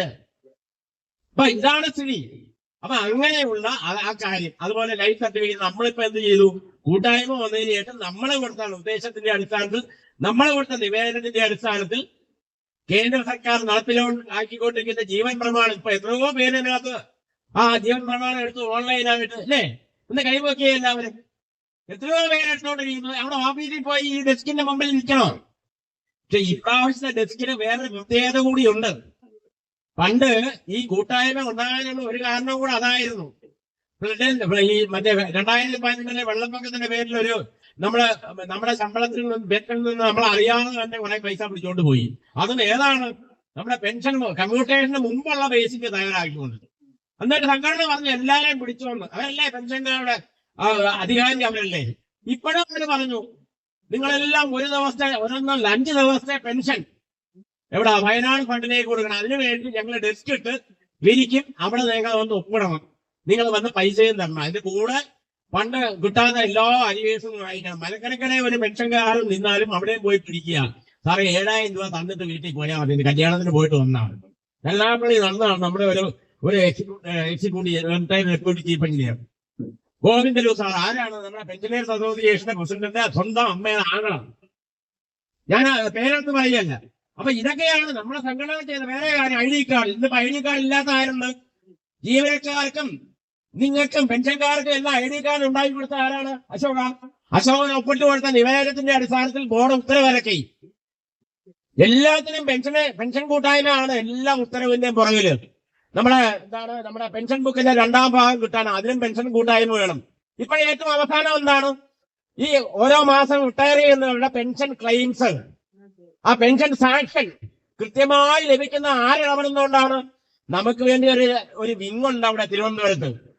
ശ്രീ ബാലഗോപാൽ സർവീസ് സെല്ലിന്റെ കക്ഷിയാണ്, അവിടുത്തെ ജില്ലാ സെക്രട്ടറിയാണ് അദ്ദേഹം. സനൽകുമാർ നമ്മുടെ ജനറൽ സെക്രട്ടറി എല്ലാവരും ചേർന്ന് അവിടെ ബന്ധപ്പെടുന്നത് നമുക്ക് കൃത്യമായ പെൻഷൻ കിട്ടുകയാണ്. യാതൊരു കുഴപ്പമില്ല. നേരത്തെ അവിടെ സൂചിപ്പിച്ച എന്താണ്, രാജ്യം കോർപ്പറേഷൻ സാറ് വന്നോളെ പറഞ്ഞു, ഞാൻ രഹസ്യമായി തീരുമാനിച്ച് FIR നോട്ട് വെച്ചു, ഇവന്മാരെ പെൻഷൻകാരുടെ പെൻഷനെല്ലാം ഗഡുക്കളായിട്ട് കൊടുക്കാമെന്ന്. ആരാണ്? അതപ്പോ ഈ ട്രേഡ് യൂണിയൻ അംഗീകൃതം സമ്മതിച്ചു കൊടുത്തു. അതാണ് മുമ്പേ ഇവിടെ വിമൽ ചന്ദ് പറഞ്ഞത്. നമ്മൾ ഉടനെ അപ്പോഴേ പോയി പറഞ്ഞു, സാറെ കളിക്കരുത്, ഇത് ഞങ്ങളുടെ സംഘടന ചെറിയ സംഘടനയാണ്, വാട്സാപ്പ് സംഘടനയാണ്, കുത്തിത്തിരിപ്പ് സംഘടനയാണെന്നൊക്കെ അവർ പറയട്ടെ. പക്ഷെ ഞങ്ങളതൊന്നും അല്ലാന്ന് സാറിന് വഴിയെ മനസ്സിലാകും. മര്യാദയ്ക്ക് സാർ വന്ന സാറിന്റെ പേര് ചീത്തയാക്കാതിരിക്കണമെങ്കിൽ ഈ പെൻഷൻ 2-ാം തീയതി, അന്ന് ഞങ്ങളിവിടെ ഒരു പരിപാടിയുണ്ട്, 2-ാം തീയതി എന്ന് ഞങ്ങളുടെയൊക്കെ മൊബൈലിൽ മെസ്സേജ് കിട്ടണം നിങ്ങൾ പെൻഷൻ വന്നു. അപ്പൊ അദ്ദേഹം ചോദിച്ചാൽ നിങ്ങൾ ഇത് ആരാ പറഞ്ഞ് ഉടനെ പുള്ളി FIA വിളിച്ച് ഫയർ ചെയ്ത് എങ്ങനെ പുറത്തു പോയി. മന്ത്രിയെ നമ്മൾ ബന്ധപ്പെട്ടു. കൃത്യമായിട്ട് 2-ാം തീയതി അന്ന് തിരുവനന്തപുരത്ത് നടന്ന ഒക്ടോബർ 2 എനിക്ക് തോന്നുന്നത്. അന്ന് കൃത്യമായിട്ട് എല്ലാവരുടെയും പെൻഷൻ കൃത്യമായിട്ട് കിട്ടി. അപ്പൊ അതിനുവേണ്ടിയാണ് കൂട്ടായ്മ ഉണ്ടായിരിക്കുന്നത്. അല്ലാതെ കാശ് പിരിച്ച് നേരത്തെ പറഞ്ഞ രീതിയിൽ ഡെസ്ക്രിപ്റ്റ് പിരിച്ച് ഇപ്പൊ അവസാനം എന്താണ്, അവിടെ തിരുവനന്തപുരത്ത് ആരുടെയോ പേരിലുണ്ടായിരുന്ന ഒരു വസ്തു കള്ളപ്രമാണം എഴുതി. കള്ളപ്രമാണം എഴുതിയതിന്റെ പേരിൽ പ്രസിഡന്റ് പോയി പോലീസ് സ്റ്റേഷനിൽ നിൽക്കേണ്ട ഒരു ഗതികേട് ഉണ്ടായി. ഇപ്പൊ അത് ഗണേഷ് കുമാർ, സാക്ഷാൽ എക്സിക്യൂട്ടീവ് എംപ്ലോയീസ് യൂണിയന്റെ അന്നത്തെ പ്രസിഡന്റ് സാക്ഷാൽ ശ്രീ ബാലകൃഷ്ണപിള്ള സാറിന്റെ മകൻ ഗണേഷ് കുമാറിന്റെ അദ്ദേഹത്തിന്റെ ഉടമസ്ഥതയുള്ളതാണ് ആ വസ്തു. അത് പോയി കള്ളപ്രമാണം ചെയ്ത് വെച്ചിരിക്കുകയാണ്. എന്തിനാണ്? പെൻഷൻകാരുടെ കാര്യങ്ങളെല്ലാം ശരിയാക്കാൻ വേണ്ടി തിരുവനന്തപുരത്ത് നമ്മൾ വലിയ മണിമാളിക പണിയാൻ പോകും. അതിനുവേണ്ടി ബിൽഡിംഗ് ഫണ്ട്, ഇൻഷുറൻസിന്റെ ഫണ്ട് വിരിച്ച് 87 ലക്ഷം കാണാനില്ല അല്ലേ?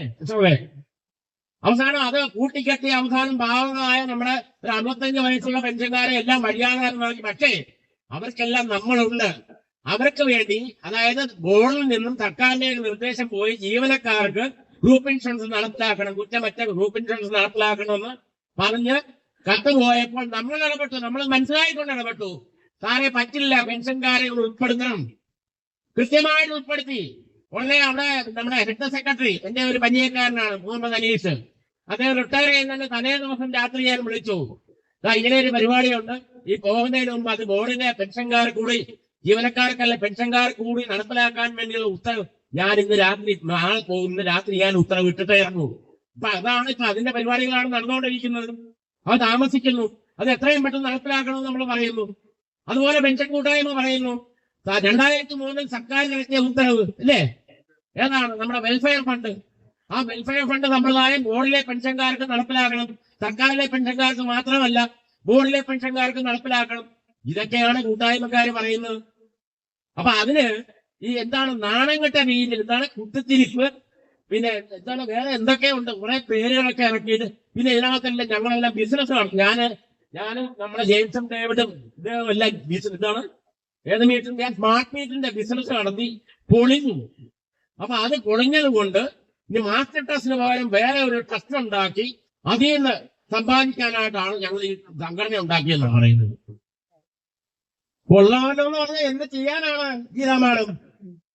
നമ്മൾ എന്താണ് വെൽഫെയർ ഫണ്ടിന്റെ സമ്പ്രദായത്തിന്റെ അടിസ്ഥാനത്തിൽ നമ്മള് സംഘടന ഉണ്ടായ 400 പേര് വാട്സാപ്പിലുള്ളപ്പോൾ മാത്രം നമ്മളൊരു നിർദ്ദേശം കൊടുത്ത കോഴിക്കോട്ടെ രമേശനല്ലേ, പ്രകാശിന് വേണ്ടി എത്ര 4 ദിവസം കൊണ്ട് 4 ലക്ഷം രൂപ നമ്മൾ തിരിച്ചു കൊടുത്തു. ആ പാവം അദ്ദേഹത്തിന്റെ കരൾമാറ്റ ശസ്ത്രക്രിയയ്ക്ക് വേണ്ടി, നമ്മുടെ നട്ടലിലെ ശസ്ത്രക്രിയയ്ക്ക് വേണ്ടി നമ്മുടെ ലേക്ക് ഷോറിൽ അഡ്മിറ്റ് ചെയ്തു.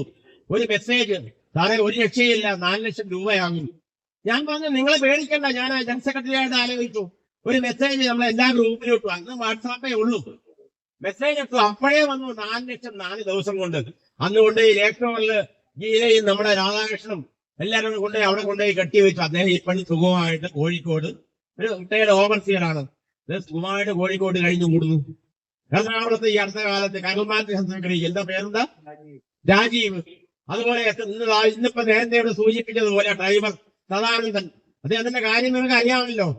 ആ സദാനന്ദൻ അദ്ദേഹത്തിന്റെ കുളിമുറിയിൽ രാത്രി വീണ് നട്ടലിന്റെ ക്ഷതമേറ്റ് താഴോട്ട് തളർന്ന് അവസാനം ഗോസ്മോപൊളിറ്റൻ ആശുപത്രിയിൽ കിടന്ന അങ്ങനെ വലിയ സർവീസ് ഒന്നുമില്ല.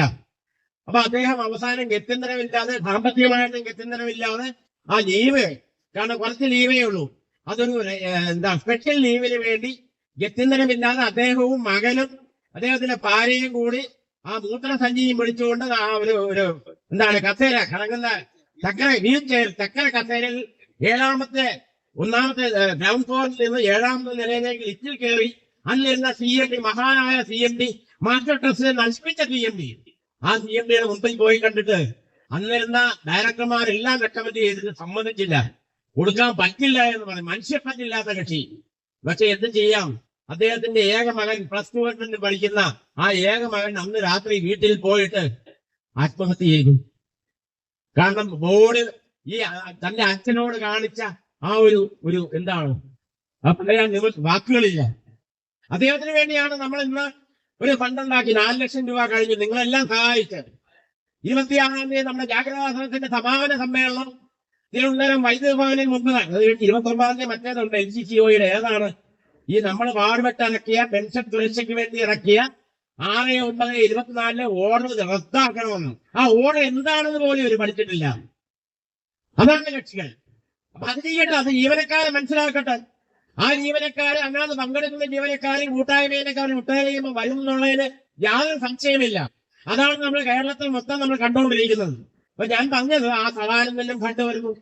അതുപോലെ എത്രയോ പേർക്ക് നമ്മൾ ഏറ്റവും ചുരുങ്ങിയ 25,000 രൂപ വെച്ച് എത്രയോ പേർക്ക് എല്ലാ ജില്ലകളിലും നമ്മൾ കൊടുക്കുന്നു. അതാണ് വെൽഫെയർ ഫണ്ട്.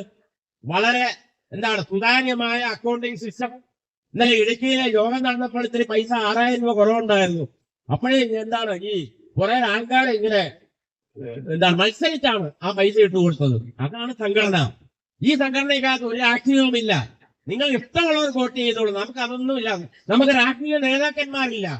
നമ്മുടെ നേതാക്കന്മാരും നിങ്ങളെ ഈ ഇരിക്കുന്ന നമ്മളെല്ലാവരുമാണ്. നമ്മൾ സുതാര്യമായ നിയമാനുസൃതമായ ഒരു നിയമാവലിയുടെ അടിസ്ഥാനത്തിൽ പ്രവർത്തിക്കുന്ന കേരളത്തിലെ കേരള സ്റ്റേറ്റ് ഇലക്ട്രിസിറ്റി ബോർഡിലെ ഏക സംഘടന പെൻഷനേഴ്സ് കൂട്ടായ്മയാണ്. അല്ലേ അശോകൻ? 3 കൊല്ലം കഴിയുമ്പോൾ അശോകൻ മാറി, ഞാൻ മാറി, ഇനി 3 കൊല്ലം കഴിയുമ്പോൾ എല്ലാവരും മാറും. പകരം നിങ്ങളൊക്കെ വരും. സുതാര്യമായ രീതിയിൽ നിങ്ങൾ വരും. നമുക്ക് വേണ്ടുന്നത് എന്താണ്? നമുക്ക് പെൻഷൻ സുരക്ഷ വേണം. നമ്മളെ മരിക്കുന്ന കാലം വരെ നമുക്ക് പെൻഷൻ കിട്ടണം. അത് ഈ ഹൈക്കോടതിയിലെ വിധിയിലെ ഇപ്പൊ 6/9/24 നടക്കുന്ന ഓർഡർ ചെയ്യാൻ എന്തായാലും ചെയ്യാൻ പോകാത്ത അതിനുശേഷം വേറൊരു ഉത്തരവ് ഇറങ്ങിയല്ലോ. നമ്മളെ ഹിയറിംഗിന് കേട്ട അന്ന് രാത്രി കുത്തിത്തിരിപ്പ് ഉണ്ടാക്കി ഒരു ഗസറ്റ് ഇറക്കി. ഏതാണ്? നമ്മുടെ 10% ഡ്യൂട്ടി പെൻഷൻ മാസ്റ്റർ ട്രസ്റ്റിന്റെ എല്ലാത്തിനെ പിൻവലിച്ചുകൊണ്ട്. പക്ഷെ അതല്ല പ്രശ്നം.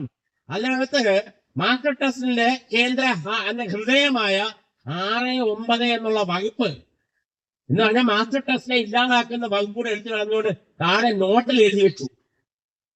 അത് എപ്പോഴെങ്കിലും ആരാണെന്നൊക്കെ അദ്ദേഹം പറയും, VP രാധാകൃഷ്ണൻ പറയും. അതിനെതിരെ നമ്മൾ കോടതിയിൽ പോയി. അപ്പോഴേ സസ്പെൻഷൻ. സാധാരണ സ്റ്റേ ആണ് കിട്ടുന്നത്. പക്ഷെ നമുക്ക് കിട്ടിയ എന്താണ്? സസ്പെൻഷൻ.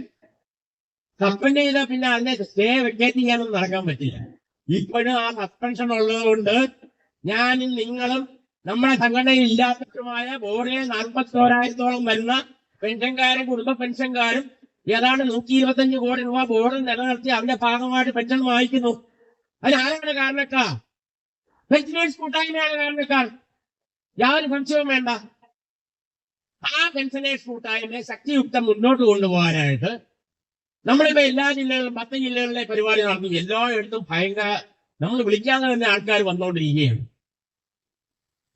നമ്മളെല്ലാവരും നിങ്ങളെല്ലാവരും തന്നെ നമ്മുടെ ചെറിയ ചെറിയ കാര്യങ്ങൾ ചെലവാക്കുന്നതിന് വേണ്ടി സ്വയം പോക്കറ്റിൽ നിന്നും പൈസ എടുത്താണ് നമ്മളെല്ലാം ഇവിടെ വന്നിരിക്കുന്നത്.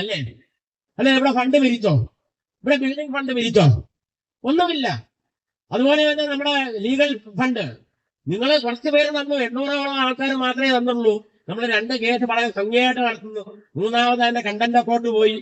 ഇനി നമ്മൾ സുപ്രീം കോടതിയിൽ പോയില്ലേ? നമ്മുടെ പെൻഷൻ നിർത്തുകയാണെങ്കിൽ 6/9/24 ഉത്തരവ് എന്തെങ്കിലും മാറ്റിക്കൊണ്ട് രാഷ്ട്രീയ സമ്മർദ്ദത്തിന്റെ അടിസ്ഥാനത്തിൽ മാറ്റിയാലും നമ്മൾ സുപ്രീം കോടതിയിൽ പോകും. നമ്മുടെ പെൻഷൻകാർ 500 അല്ല 1000 വെച്ച് എടുക്കണമെങ്കിൽ എടുക്കും. എടുക്കില്ലേ? എന്തുകൊണ്ട് കൈയടിക്കുന്നില്ല? എന്തിനു വേണ്ടിയാണ്? നമ്മുടെ കുടുംബക്കാരുടെയും പെൻഷൻ നിലനിർത്താൻ വേണ്ടി, നമ്മുടെ കാലഘട്ടത്തിന് വേണ്ടി. അതിനുവേണ്ടിയാണ് ഈ സംഘടന. ഞാൻ നേരത്തെ സൂചിപ്പിച്ചതുപോലെ ട്രേഡ് യൂണിയൻ ഉണ്ടാക്കാനോ നേതാക്കന്മാരെ ഉണ്ടാക്കാനോ ഇതൊന്നും അല്ല ഈ സംഘടന എന്നുള്ളത് ഇപ്പൊ എല്ലാവർക്കും മനസ്സിലായി. ഇന്ന് കോട്ടയത്ത് ഇന്നിപ്പോ 10ാമത്തെ ആളാണ് ഒപ്പിടുന്നത്. നമുക്ക് മെമ്പർഷിപ്പ് ഇങ്ങനെ വന്നോണ്ടേയിരിക്കുന്നു. അപ്പൊ അതിനുവേണ്ടി നിങ്ങളതിന് ചെറിയൊരു സൗകര്യം കൂടെ ചെയ്യണം. നിങ്ങളുടെ ബന്ധുക്കളെ, നിങ്ങളുടെ പരിചയക്കാരെ, നിങ്ങളുടെ കൂടെ ജോലി ചെയ്തവരെ, ഇവരെ എല്ലാവരെയും കൂടി നമ്മുടെ കൂട്ടായ്മയിലേക്ക് കൊണ്ടുവരണം. നമുക്ക് വേറെ യാതൊരു ലക്ഷ്യവുമില്ല, ഒരു ലക്ഷ്യവുമില്ല. നമ്മൾ സുതാര്യമായ കണക്കല്ല. ഇതാ ജനതാനന്ദ് അക്കൗണ്ട്സിന്റെ അങ്ങേറ്റത് തലതൊട്ടപ്പനാണ്, നമ്മുടെ സ്ഥാപക ട്രഷററാണ്. അദ്ദേഹമാണ് നമ്മുടെ 2-3 കൊല്ലത്തെ കണക്ക്. വല്ല ബാക്കി ഉണ്ടായിരുന്നോ ജനതാനന്ദ്? ഒന്നുമില്ല. ലക്ഷങ്ങളാണ് ഓരോ ഏറിയിലും, ലക്ഷക്കണക്കിന് രൂപയാണ് പെൻഷനേഴ്സ് അസോസിയേഷന്റെ അക്കൗണ്ടിലുള്ളത്. എന്തിനു വേണ്ടിയാണിത്? നമ്മളെല്ലാം കുഴിയിലേക്ക് കാലിൽ നീട്ടിയിരിക്കുകയാണ്. ഇനി ആർക്ക് വേണ്ടിയാണ് ഈ സമ്പാദിക്കുന്നത്? തന്നാണോ? ഇൻകം ടാക്സ് നമ്മൾ എത്രയോ ഫയൽ ചെയ്ത് കൊടുത്തു. ഞാൻ തന്നെ 1200 പേർക്ക് ഫയൽ ചെയ്ത് കൊടുത്തു ഈ 3 കൊല്ലക്കാലം കൊണ്ട് ഫ്രീ ആയിട്ട്. അതിന് പിരിക്കുകയാണ് 500 രൂപ. പിന്നെ ചില സ്ഥലത്തൊക്കെ ഇതുപോലൊരു ഓഫീസ് ഉണ്ടാക്കി വെച്ചിട്ടുണ്ട്. അപ്പൊ ഈ കീശയ്ക്കകത്തൊരു സാധനവും വെച്ചോണ്ട് പോകണം. എന്താണെന്ന് ഞാൻ പറയുന്നില്ല. അത് ഉച്ച കഴിഞ്ഞ് പിന്നെ വേറെ ഉച്ചയ്ക്ക് ചാപ്പാട് വാങ്ങിച്ചു, ബിരിയാണി വാങ്ങിച്ചു കൊടുക്കണം. അപ്പോഴാണ് ഇൻകം ടാക്സ് ചെയ്തു കൊടുക്കുന്നത്. അങ്ങനെ ചെയ്തു കൊടുത്തവർ ചിലപ്പോൾ ഇവിടെയും കാണും, ഇല്ലേ? നമ്മൾ ഫ്രീ ആയിട്ടല്ലേ ചെയ്തു കൊടുക്കുന്നത്. ഇപ്പോഴാർക്കും വേണ്ടല്ലോ. ഇപ്പൊ ഓൺലൈൻ ലൈഫ് സർട്ടിഫിക്കറ്റ് നമ്മളെല്ലാം ചെയ്തുകൊണ്ടിരിക്കുകയാണ്. അതിനെ തച്ചുടയ്ക്കാൻ വേണ്ടി എന്തെല്ലാം മാർഗങ്ങൾ നോക്കി മന്ത്രി എടുത്ത് പോയി പറഞ്ഞു, സാറേ ഇത് വേറെയാണ്, കേന്ദ്ര ഗവൺമെന്റ് നയം ഇവിടെ അടിച്ചേൽപ്പിക്കുകയാണെന്ന്. ഏതാണ് 2 മിനിറ്റ് കൊണ്ട് നമ്മുടെ മൊബൈലിൽ കൂടി നമ്മുടെ ലൈഫ് സർട്ടിഫിക്കറ്റ് കൊടുക്കുന്നത്. അപ്പൊ ഇത്തരം പരിപാടികളുമായിട്ട് നമ്മൾ എന്തായാലും ഇല്ല. നമ്മളുള്ളത് ഒരൊറ്റ ലക്ഷ്യമാണ്. കുറെ കാര്യങ്ങൾ നമ്മൾ നേടിയെടുത്തു. ഇനി നമ്മുടെ വെൽഫെയർ ഫണ്ട്, ബോർഡ് നടപ്പിലാക്കുന്ന പെൻഷൻകാരുടെ വെൽഫെയർ ഫണ്ടും അതുപോലെ തന്നെ നിങ്ങൾക്ക് വേണ്ടിയുള്ള ഈ നമ്മുടെ ഇൻഷുറൻസ് സമ്പ്രദായവും നമ്മൾ ഉടനെ നടപ്പിലാക്കിയെടുക്കും. അതുപോലെ വേറൊരു കാര്യം കൂടെ ചെയ്യും. ഈ ഓഫീസ് നിയമനുസൃതമായിട്ടാണോ പ്രവർത്തിക്കുന്നത്? അല്ല. ബോർഡിന്റെ ഒരു ബിൽഡിങ് ഏതോ ഉത്തരവുണ്ടെന്നും ഇല്ലെന്നും ഒക്കെ പറയുന്നു. അവിടെ കയ്യാക്കി എഴുതിയിരിക്കുകയാണ്. എന്താ പേര്? അവിടെ ബോർഡിൽ പറഞ്ഞിരിക്കുന്ന പെൻഷൻകാരുടെ ഓഫീസ് എന്നാണ്. ഇവിടെ എഴുതി വെച്ചിരിക്കുന്നത് എന്താണ്? പെൻഷനേഴ്സ് അസോസിയേഷൻ ഓഫീസാണ്. അത് പറ്റില്ല. നാളെ നിങ്ങൾക്ക് ഇവിടെ വരണം. നിങ്ങളുടെ കാര്യങ്ങൾ നേടിയെടുക്കാനായിട്ട് എല്ലാ പെൻഷൻകാർക്കും ഇവിടെ വരാം. അതിനുള്ള ഉത്തരവ് നമ്മൾ ഉണ്ടാക്കിയെടുക്കും. സുഹൃത്തുക്കളെ, ഇവിടെ ആരും ഇല്ല, അവരെല്ലാം ഇന്ന് ലീവാണ്. അവർ നമ്മളെ കയറും. തിരുവനന്തപുരം പട്ടത്ത് നമ്മുടെ പവർ ഹൗസിലെ ഓഫീസ് ഇങ്ങനെ കയ്യടക്കി വെച്ചിരിക്കുകയാണ്. സൊസൈറ്റിയുടെ പേരും പറഞ്ഞു. നമ്മൾ അതൊക്കെ നമുക്കൂടെ അവകാശപ്പെട്ടതാണ്. ബോർഡിൽ ഒരു വിഭാഗമേ ഉള്ളൂ ഈ റിട്ടയർ ചെയ്ത് കഴിഞ്ഞാൽ പെൻഷൻകാരാണ്. ആ പെൻഷൻകാരുടെ കാര്യങ്ങൾ നടത്താൻ വേണ്ടി ഒരു സംഘടനയുള്ളൂ, പെൻഷനേഴ്സ് കൂട്ടായ്മ. ആ പെൻഷനേഴ്സ് കൂട്ടായ്മയെ ഇനി ബഹുദൂരം മുന്നോട്ട് കൊണ്ടുപോകാൻ വേണ്ടി നിങ്ങൾ എല്ലാവരും ഒറ്റക്കെട്ടായി ഞാൻ നേരത്തെ സൂചിപ്പിച്ച രീതിയിൽ പ്രവർത്തിക്കണം എന്ന് മാത്രം ആഹ്വാനം ചെയ്തുകൊണ്ട് ഈ കോട്ടയത്ത് നമ്മുടെ വേണുഗോപാൽ സാറിനൊക്കെ ഭയങ്കര സംശയമാകും. ഇപ്പൊ കണ്ടില്ലേ, വേണുഗോപാലിന്റെ ഹൃദയം ഇങ്ങനെ സന്തോഷത്താൽ ഇങ്ങനെ കുളിക്കുകയാണ്, അല്ലേ? ഇത്രയും ഒരു ജനസഞ്ചയം. ഇതാണ് കാണേണ്ടത്. ഇവിടെ ആരാണ് ജനസേന? അതുപോലെ എവിടെയോ ഒരു യോഗം നടന്നോ പറഞ്ഞാൽ അത് വയർമാന്മാരെ കൊണ്ടുവന്ന് കുത്തി നിറച്ചിരിക്കുകയാണ്. കോൺട്രാക്ടർമാര്, അല്ലേ ഗീതേ? കോൺട്രാക്ടർമാര് നമ്മുടെ യോഗത്തില് ഇതിനകത്ത് എത്ര പേരാന്നറിയാവോ കോൺട്രാക്ടർമാർ? അപ്പൊ അതുകൊണ്ട് നിങ്ങളെ ഈ കൂട്ടായ്മയിലും പുതുതായിട്ട് ഈ റിട്ടയർ ചെയ്യുന്ന ആൾക്കാരെ എല്ലാം കൊണ്ടുവന്ന് ചേർക്കണം. നമ്മുടെ ബുക്കുകൾ അവരെ എത്തിക്കണം. എന്താണ് കൂട്ടായ്മ എന്ന് അവരെ പറഞ്ഞ് മനസ്സിലാക്കണം. എന്തിനു വേണ്ടിയാണ് കൂട്ടായ്മ നിൽക്കുന്നതെന്ന് പറഞ്ഞ് മനസ്സിലാക്കണം. എന്താണ് കഴിഞ്ഞ 3 കൊല്ലം നിസ്സാരമായ 3 കൊല്ലക്കാലത്തെ നമ്മുടെ പ്രവർത്തനം ഇതെല്ലാം പറഞ്ഞ് മനസ്സിലാക്കും എന്നുള്ള ഉറച്ച വിശ്വാസത്തോടെ നിങ്ങൾക്കെല്ലാം ഒരിക്കൽ കൂടി അഭിവാദം അർപ്പിച്ചുകൊണ്ട് ഈ ജാഗ്രതാ സദസ് 10ാമത്തെ ജാഗ്രതാ സദസ് ഞാൻ ഉദ്ഘാടനം ചെയ്തതായി നിങ്ങളുടെ എല്ലാ അനുവാദത്തോടു കൂടി പ്രഖ്യാപിച്ചുകൊണ്ടു നന്ദി, നമസ്കാരം ചെയ്യുന്നു. നമ്മുടെ മുഖ്യപ്രഭാഷണം നടത്തുന്നതിന് വേണ്ടി നമ്മുടെ ലീഗൽ കമ്മിറ്റിയുടെ കൺവീനർ ശ്രീ VP രാധാകൃഷ്ണൻ നമ്മളെ ക്ഷണിക്കുന്നു.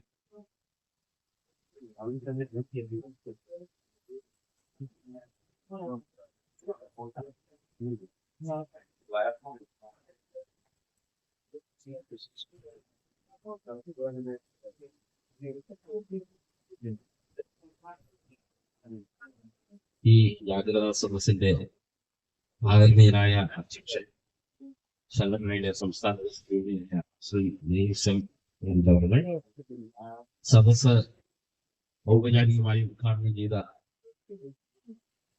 പെൻഷനേഴ്സ് കൂട്ടായ്മയുടെ സ്ഥാപക പ്രസിഡന്റും ഇലക്ട്രിസിറ്റി ബോർഡ് ലിമിറ്റഡിന്റെ ആദ്യ ഡയറക്ടർമാരുടെ ശ്രീ മുഹമ്മദ് അലി റാവുത്തർ, ശ്രീ നമ്മുടെ general secretary Shri Vimal Chand, organising secretary Shri Job sir, Shri Venugopal, Anil, Sridevi, വേദിയിലും സദസ്സിലുമുള്ള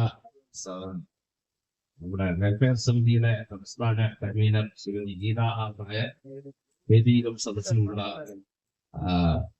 സുഹൃത്തുക്കളെ, സഹപ്രവർത്തകർ. സമയത്തിന്റെ ഒരു പരിമിതി ഒരു വലിയ ഘടകമാണ്. അതുകൊണ്ട് റാവുത്തർ സാർ ഉദ്ഘാടന പ്രസംഗത്തിൽ പരാമർശിച്ചതിന്റെ അനുകൂലകമായി ചില കാര്യങ്ങൾ ഞാൻ സംവദിക്കാവുന്നത്. അത് നമ്മുടെ മുഖ്യ വിഷയമായിട്ടുള്ള വൈദ്യുതി ബോർഡിന്റെ പെൻഷൻ സുരക്ഷ, അത് ആദ്യത്തെ ഒരു വിഷയമായിട്ട് നമ്മൾ സമീപിച്ചാൽ അതിനകത്ത് ജീവിച്ചു പോകുന്ന, അതിന്റെ മറയിൽ ജീവിച്ചു പോകുന്ന വലിയ പരാതങ്ങളെ കൊണ്ട് നിറഞ്ഞ ഒരു ഇരുട്ടുമുറിയാണ് വൈദ്യുതി ബോർഡിന്റെ പെൻഷൻ തൊഴിൽ രംഗം എന്നത്. ഞാനിത് പറയുന്നത് ഇരുട്ടറയിൽ പതുങ്ങിയിരുന്നു കൊണ്ട് കരിമ്പൂച്ചകൾ സുഭിക്ഷമായി കഴിഞ്ഞുകൂടുകയും വൈദ്യുതി ബോർഡിൽ പണിയെടുത്തുകൊണ്ടിരിക്കുകയും പണിയെടുത്ത് പിരിഞ്ഞവരുമായ 60,000-ൽ അധികം വരുന്ന മനുഷ്യജീവനുകളെ വഴിയാധാരമാക്കുന്ന അതിക്രൂരമായ വിനോദത്തിന് സാക്ഷ്യം വഹിക്കുന്ന അപമാനകരമായ കോമാളിത്തത്തിന്റെ രംഗമണ്ഡലമായി വൈദ്യുതി ബോർഡ് മാറിയിരിക്കുന്നു എന്നത്. ഇതിന്റെ അപകടം ഇത് ചിരികളിയല്ല, ഇത് മനുഷ്യന്റെ ഭക്ഷണവും ശ്വാസോച്ഛ്വാസവും അവന്റെ ജൈവ പ്രക്രിയയുമായി ബന്ധപ്പെട്ട ഭാവി ജീവിതം കരുപിടിപ്പിച്ച് മുമ്പോട്ട് പോകുവാനുള്ള ആവശ്യമായ വരുമാന മാർഗമാണ്. അത് പെൻഷൻകാരന്റെ മാത്രം കാര്യമല്ല.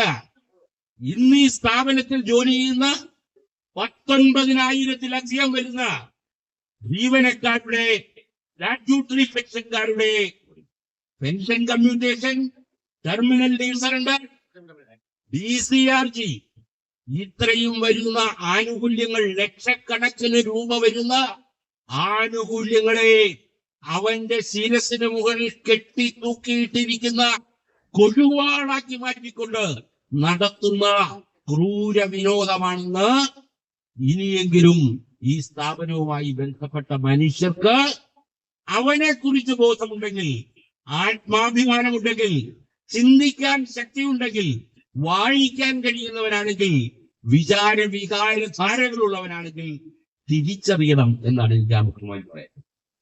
വൈദ്യുതി ബോർഡിന്റെ കമ്പനിവൽക്കരണം എന്ന് പറയുന്ന കാര്യങ്ങളുടെ ഒരു തലമുറ മാറ്റത്തിന്റെ വളരെ സ്വകാര്യമായിട്ടുള്ള അല്ലെങ്കിൽ വളരെ ഇടുങ്ങിയ ചിന്താഗതിയിലൂടെ അതിജീവിച്ച് മുന്നേറുന്ന ട്രേഡ് യൂണിയൻ സംവിധാനമാണ് ഈ വൈദ്യുതി ബോർഡിന്റെ ഇന്നത്തെ ഏറ്റവും വലിയ ശാപം എന്ന് ഒരു മുൻകാല ട്രേഡ് യൂണിയൻ പ്രവർത്തകനായ ഞാൻ എന്റെ നെഞ്ചത്ത് കൈവച്ച് പറയും.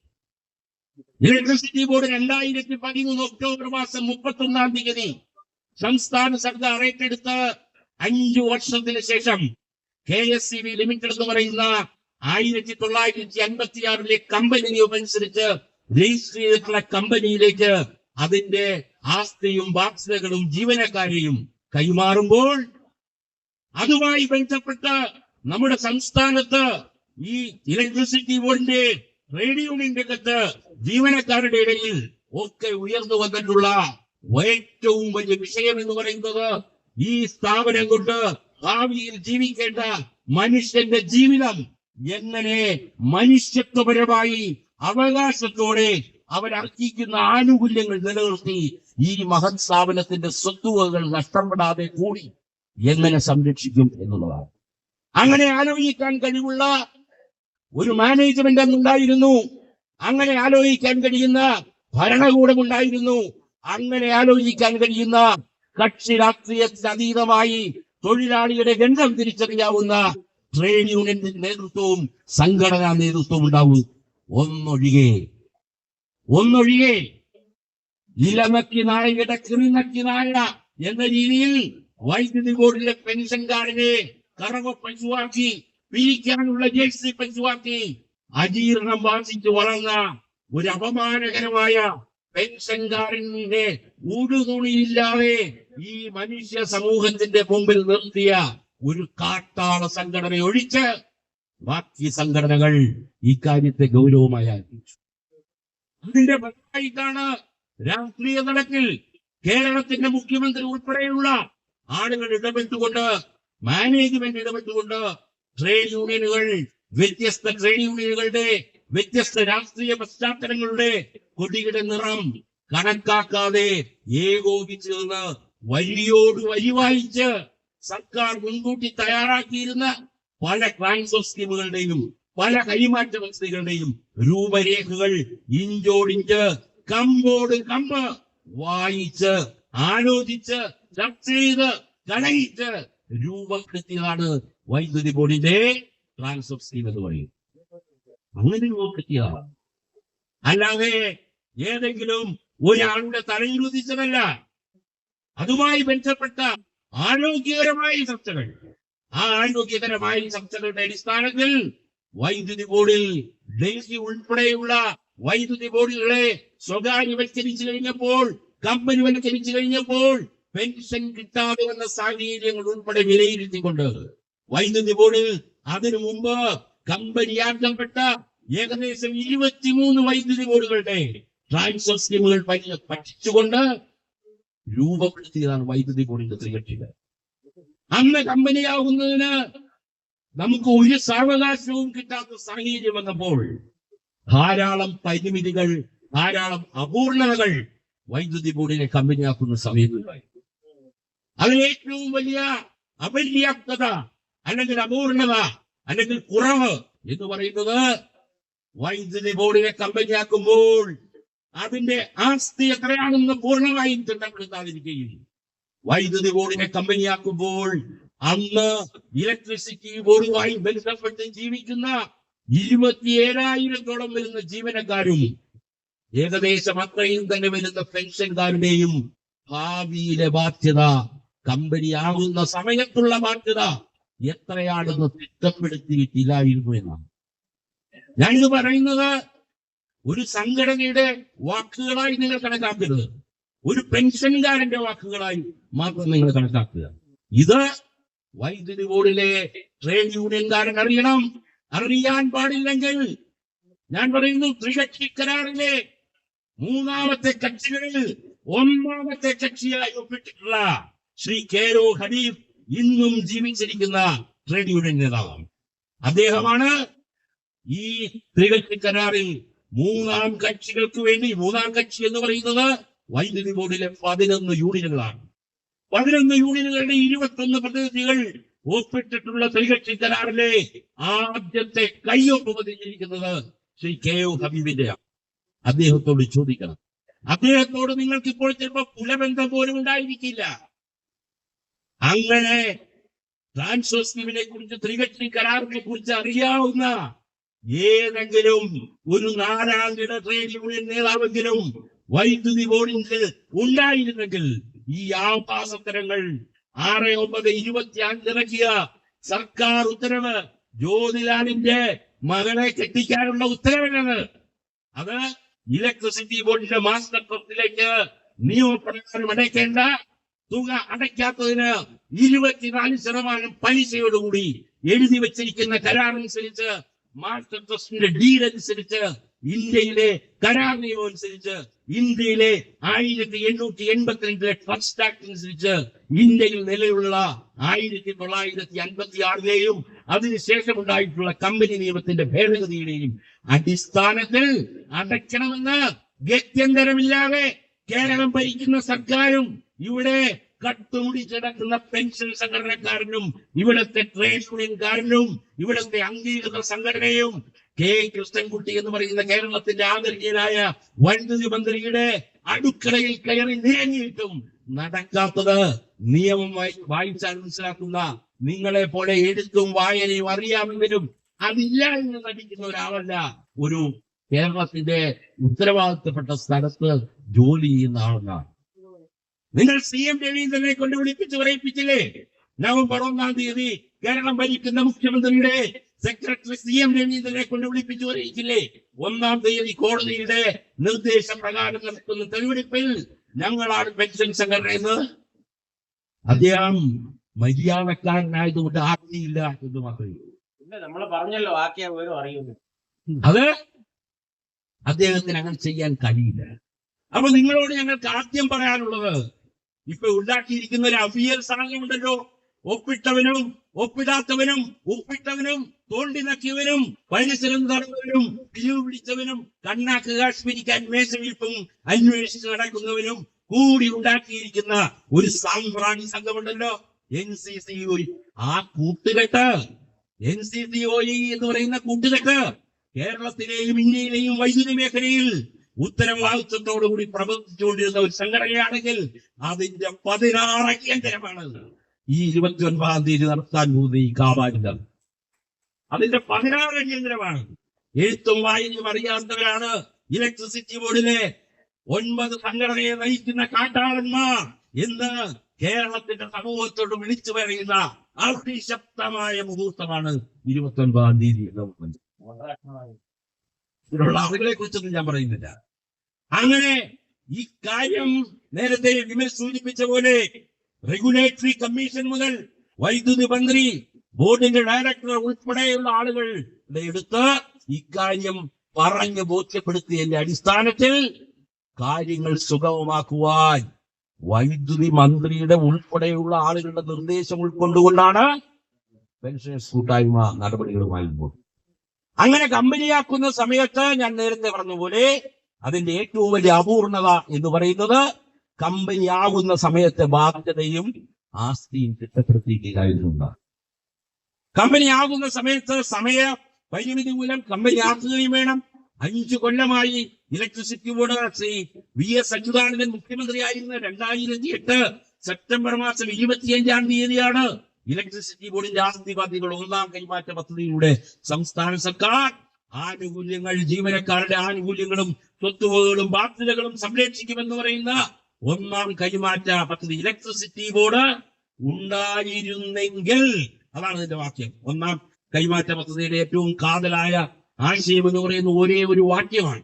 ആ വാക്യം എന്ന് പറയുന്നത് ഇപ്പോൾ ഇല്ലാതാകുന്ന അല്ലെങ്കിൽ സർക്കാരിന്റെ കയ്യിൽ ഇരിക്കുന്ന ഈ ആസ്തി ബാധ്യതകളുടെ മുൻഉടമ KSEB സപ്ലൈ ആക്ട് അനുസരിച്ച് രൂപീകൃതമായ Kerala state electricity board limited എന്ന് പറയുന്ന സ്ഥാപനം ഉണ്ടായിരുന്നെങ്കിൽ നിങ്ങൾക്ക് എന്തെല്ലാം ആനുകൂല്യങ്ങൾ ഉണ്ടാകുമായിരുന്നു, അതെല്ലാം ഈ സർക്കാർ നൽകും എന്നാണ് അതിന്റെ അന്തസ്സ്. അതാണ് അതിന്റെ അന്തസ്സ.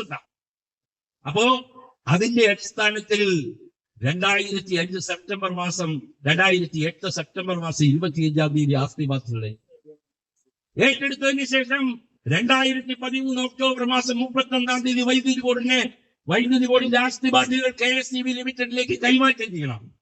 കൈമാറ്റം ചെയ്യുമ്പോൾ അതിന്റെ സെക്കൻഡ് ട്രാൻസ്ഫർ സ്കീം ഉണ്ടാക്കണം, 2-ാം കൈമാറ്റ പദ്ധതി ഉണ്ടാക്കണം. ആ 2-ാം കൈമാറ്റ പദ്ധതിയിൽ ഈ പറയുന്ന വ്യവസ്ഥകൾ പരിരക്ഷിക്കുവാൻ വേണ്ടി പെൻഷനുമായി ബന്ധപ്പെട്ട ഏറ്റവും പ്രധാനപ്പെട്ട വ്യവസ്ഥ എന്ന് പറയുന്നത് 6-9 എന്ന് പറയുന്ന വ്യവസ്ഥയാണ്. ട്രാൻസ്ഫർ സ്കീമിന്റെ 6-9 എന്ന് പറയുന്ന വ്യവസ്ഥ മാസ്റ്റർ ട്രസ്റ്റ് രൂപീകരിച്ചുകൊണ്ട് ഇലക്ട്രിസിറ്റി ബോർഡ് കൈമാറ്റം ചെയ്യുന്ന KSEB ലിമിറ്റഡ് എന്ന് പറയുന്ന കമ്പനിയിലേക്ക് അതിന്റെ ആസ്തി ബാധ്യതകളെയും ജീവനക്കാരെയും ഉദ്യോഗസ്ഥരെയും ഒക്കെ കൈമാറ്റം ചെയ്യുന്ന സമയത്ത് എത്രയാണോ ഭാവി പെൻഷൻ ബാധ്യത, ആ ഭാവി പെൻഷൻ ബാധ്യത സർക്കാർ 35%, ഇലക്ട്രിസിറ്റി ബോർഡ് ലിമിറ്റഡ് 65%, ഏകദേശം 35.4, 66.6 എന്ന് പറയുന്ന അനുപാതത്തിൽ നിർവഹിക്കുന്നത്. ഇതാണ് 2-ാം കൈമാറ്റ പദ്ധതിയിലെ ഫണ്ടിംഗ് വ്യവസ്ഥയുടെ ഒരു വ്യവസ്ഥ. എന്നുവരെയുള്ള ബാധ്യത കമ്പനി ആകുന്ന 31/10/2023 വരെയുള്ള ഭാവി പെൻഷൻ. ആ തീയതി വളരെ പ്രധാനമാണ്. 2013 ഒക്ടോബർ മാസം 31-ാം തീയതി പെൻഷൻ ബാധ്യത തിട്ടപ്പെടുത്തിയാൽ 2024 പെൻഷൻ കൊടുക്കാൻ പറ്റുമോ? പെൻഷൻ ആനുകൂല്യം കൊടുക്കാൻ പറ്റുമോ? ഇല്ല, പറ്റില്ല. നമ്മൾ സർവീസിൽ കയറുമ്പോ 45 രൂപയ്ക്ക് LICയുടെ പോളിസി എടുത്താൽ നമ്മൾ വിട്ടറിയാൻ നേരത്ത് എന്ത് കിട്ടും? നമുക്ക് ഒരു പാൻറ്റും ഷർട്ടും മേടിക്കാനുള്ള കാശ് കിട്ടും, അല്ലെ? അത് മാത്രമേ മേടിക്കാൻ പറ്റുള്ളൂ, കൂടുതൽ മേടിക്കാൻ പറ്റില്ല. അതിന്റെ താഴോട്ടുള്ളോട്ട് മേടിക്കാം, അത്രയും കാശ് കിട്ടും. അപ്പോ അങ്ങനെ അധികമായ ബാധ്യത പെൻഷൻ ബാധ്യത വന്നാൽ ആ പെൻഷൻ ബാധ്യത ആര് നിർവഹിക്കണം? KSE ലിമിറ്റഡ് എന്ന് പറയുന്ന കമ്പനി നിർവഹിക്കണം. കാരണം എന്താണ്? ഈ മനുഷ്യ വിഭവശേഷി എന്ന് പറയുന്ന വിലയില്ലാത്ത സാധനമല്ല. മനുഷ്യന്റെ ശേഷി എന്ന് പറയുന്നതാണ് അമൂല്യമായ ശേഷി. അതിന് വിലയുണ്ട്, വിലമതിക്കാനാവാത്ത വിലയുണ്ട്. എത്ര ചെറിയ മനുഷ്യന്റെയും വില എന്താണെന്ന് അറിയണമെങ്കിൽ ഐസക് ന്യൂട്ടൻ എങ്ങനെ വിലയിടും? ഐസക് ന്യൂട്ടൻ 9ാം ക്ലാസ്സിൽ തോറ്റുപോയതാണ്. ഐസക് ന്യൂട്ടനാണ് ഗുരുത്വാകർഷണ നിയമം കണ്ടുപിടിച്ചത്. ഐസക് ന്യൂട്ടന്റെ പേ സ്കെയിൽ എത്രയാണ്? നമുക്ക് പേ സ്കെയിൽ കൊണ്ടാക്കാൻ പറ്റും. അതുപോലെ ഇലക്ട്രിസിറ്റി ബോർഡിലെ താഴത്തെ തൊഴിലാളി മുതൽ ഈ സ്ഥാപനത്തിന് ചെയ്തിട്ടുള്ള സംഭാവനകളുണ്ട്. നിങ്ങൾ വിശദമായി സൂക്ഷ്മമായി പരിശോധിക്കാൻ മനസ്സിലാകും. നമ്മുടെ സാധാരണ തൊഴിലാളികൾ ഇലക്ട്രിസിറ്റി ബോർഡിന്റെ സുരക്ഷയുമായി ബന്ധപ്പെട്ട് നടത്തിയിട്ടുള്ള ഇലക്ട്രിസിറ്റി ബോർഡിന്റെ ഉപകരണങ്ങളുടെ പരിപാലനവുമായി ബന്ധപ്പെട്ട് നടത്തിയിട്ടുള്ള എത്രയോ കണ്ടുപിടുത്തങ്ങളുണ്ട്. അപ്പോൾ ആ മനുഷ്യ വിഭവശേഷി കൈമാറ്റം ചെയ്യുമ്പോൾ അങ്ങനെ ഉണ്ടാകുന്ന കാലാകാലങ്ങളിലെ ഇൻഡസ്ട്രിയൽ ഡിസ്പ്യൂട്ട് ആക്ട് പരിരക്ഷിച്ചുകൊണ്ടാണ് കൈമാറ്റം നടത്തിയിരിക്കുന്നത്. നമുക്ക് KSRൽ ഉണ്ടായിരുന്ന ആനുകൂല്യങ്ങളും ഇൻഡസ്ട്രിയൽ ഡിസ്പ്യൂട്ട് ആക്ട് അനുസരിച്ച് നമുക്ക് നൽകുന്ന സോൾ ബാർഗൈനിങ് അല്ലെങ്കിൽ കളക്റ്റീവ് ബാർഗൈനിങ്, കൂട്ടമായ വിലപേശൽ, അതുൾപ്പെടെയുള്ള ആനുകൂല്യങ്ങൾ അനുവദിച്ചു നൽകിയിട്ടുള്ളതിന്റെ ഭാഗമായി തൊഴിലാളിയുടെ ശമ്പളം വർദ്ധിക്കും, പെൻഷൻകാരന്റെ പെൻഷൻ വർദ്ധിക്കും. അത് ആരുടെയും ഔദാര്യമല്ല. നമ്മളൊക്കെ മൂർദാബാദ് വിളിച്ച ഇലക്ട്രിസിറ്റി ആക്ടിലെ 2003 ഇലക്ട്രിസിറ്റി ആക്ടിലെ 133ാം വകുപ്പിൽ പറഞ്ഞിട്ടുണ്ട്. അങ്ങനെ കമ്പനിയിലേക്ക് ജീവനക്കാരനെ കൈമാറുമ്പോൾ അവർക്കിപ്പോൾ ലഭിച്ചുകൊണ്ടിരിക്കുന്ന ആനുകൂല്യങ്ങളിൽ അണുവിട കുറവുണ്ടാകരുത്. അതിന്റെ മുദ്രാവാക്യം വിളിച്ച ഞങ്ങളൊക്കെ മുദ്രാവാക്യം വിളിച്ചിട്ടുണ്ട്. നമ്മളൊക്കെ ഒരുമിച്ച് മുദ്രാവാക്യം വിളിച്ചിട്ടുണ്ട്. അവന്റെ ഇപ്പോഴത്തെ പണിയാണ് ഈ വർഗവഞ്ചന, തുരപ്പൻ പണി എന്ന് പറയും. മാസ്റ്റർ ട്രസ്റ്റിനെ മുടക്കി അതിന്റെ പൂട്ട് ഇടിയിപ്പിക്കുവാൻ നടത്തുന്ന ഈ വർഗവഞ്ചന ഇലക്ട്രിസിറ്റി ബോർഡിലെ ജീവനക്കാരനും പെൻഷൻകാരനും മനസ്സിലാക്കിയില്ലെങ്കിൽ അതവന്റെ ജാതക വിധിയായിരിക്കും എന്നാണ് എനിക്ക് പറയാം. അതവന്റെ സ്വയം കൃതാനർത്ഥമായിരിക്കും എന്നാണ് പറയുന്നത്. അപ്പൊ അങ്ങനെ 6/9 ഈ എന്ന് പറയുന്ന വ്യവസ്ഥ അനുസരിച്ച് കമ്പനിയായി പിറ്റേ മാസം മുതൽ 2023 നവംബർ 1 മുതൽ വരുന്ന അധിക ബാധ്യത സർക്കാർ വാർഷിക പെൻഷൻ വിഹിതം വഴി മാസ്റ്റർ ട്രസ്റ്റിന് കൊടുക്കണം. കമ്പനി ആകുന്നത് വരെയുള്ള വിഹിതത്തിന് 35% സർക്കാർ വലിക്കും എന്ന് പറഞ്ഞു. പക്ഷേ കമ്പനി ആകുന്നത് വരെയുള്ള ഇതില്ല, ബാക്കി എത്രയാണെന്ന് അറിയില്ല. അതുകൊണ്ടൊരു വ്യവസ്ഥ അതിലെഴുതി ചേർത്തു. ഇപ്പൊ നമ്മൾ കണക്കാക്കിയിരിക്കുന്ന 7,584 കോടി രൂപ 30/9/2011, അതായത് കമ്പനിയാകുന്നതിന് 2 കൊല്ലവും 1 മാസവും മുമ്പ് തിട്ടപ്പെടുത്തിയിട്ടുള്ള ഭാവി ബാധ്യതയെ നമ്മുടെ കയ്യിലുള്ളൂ 7,584.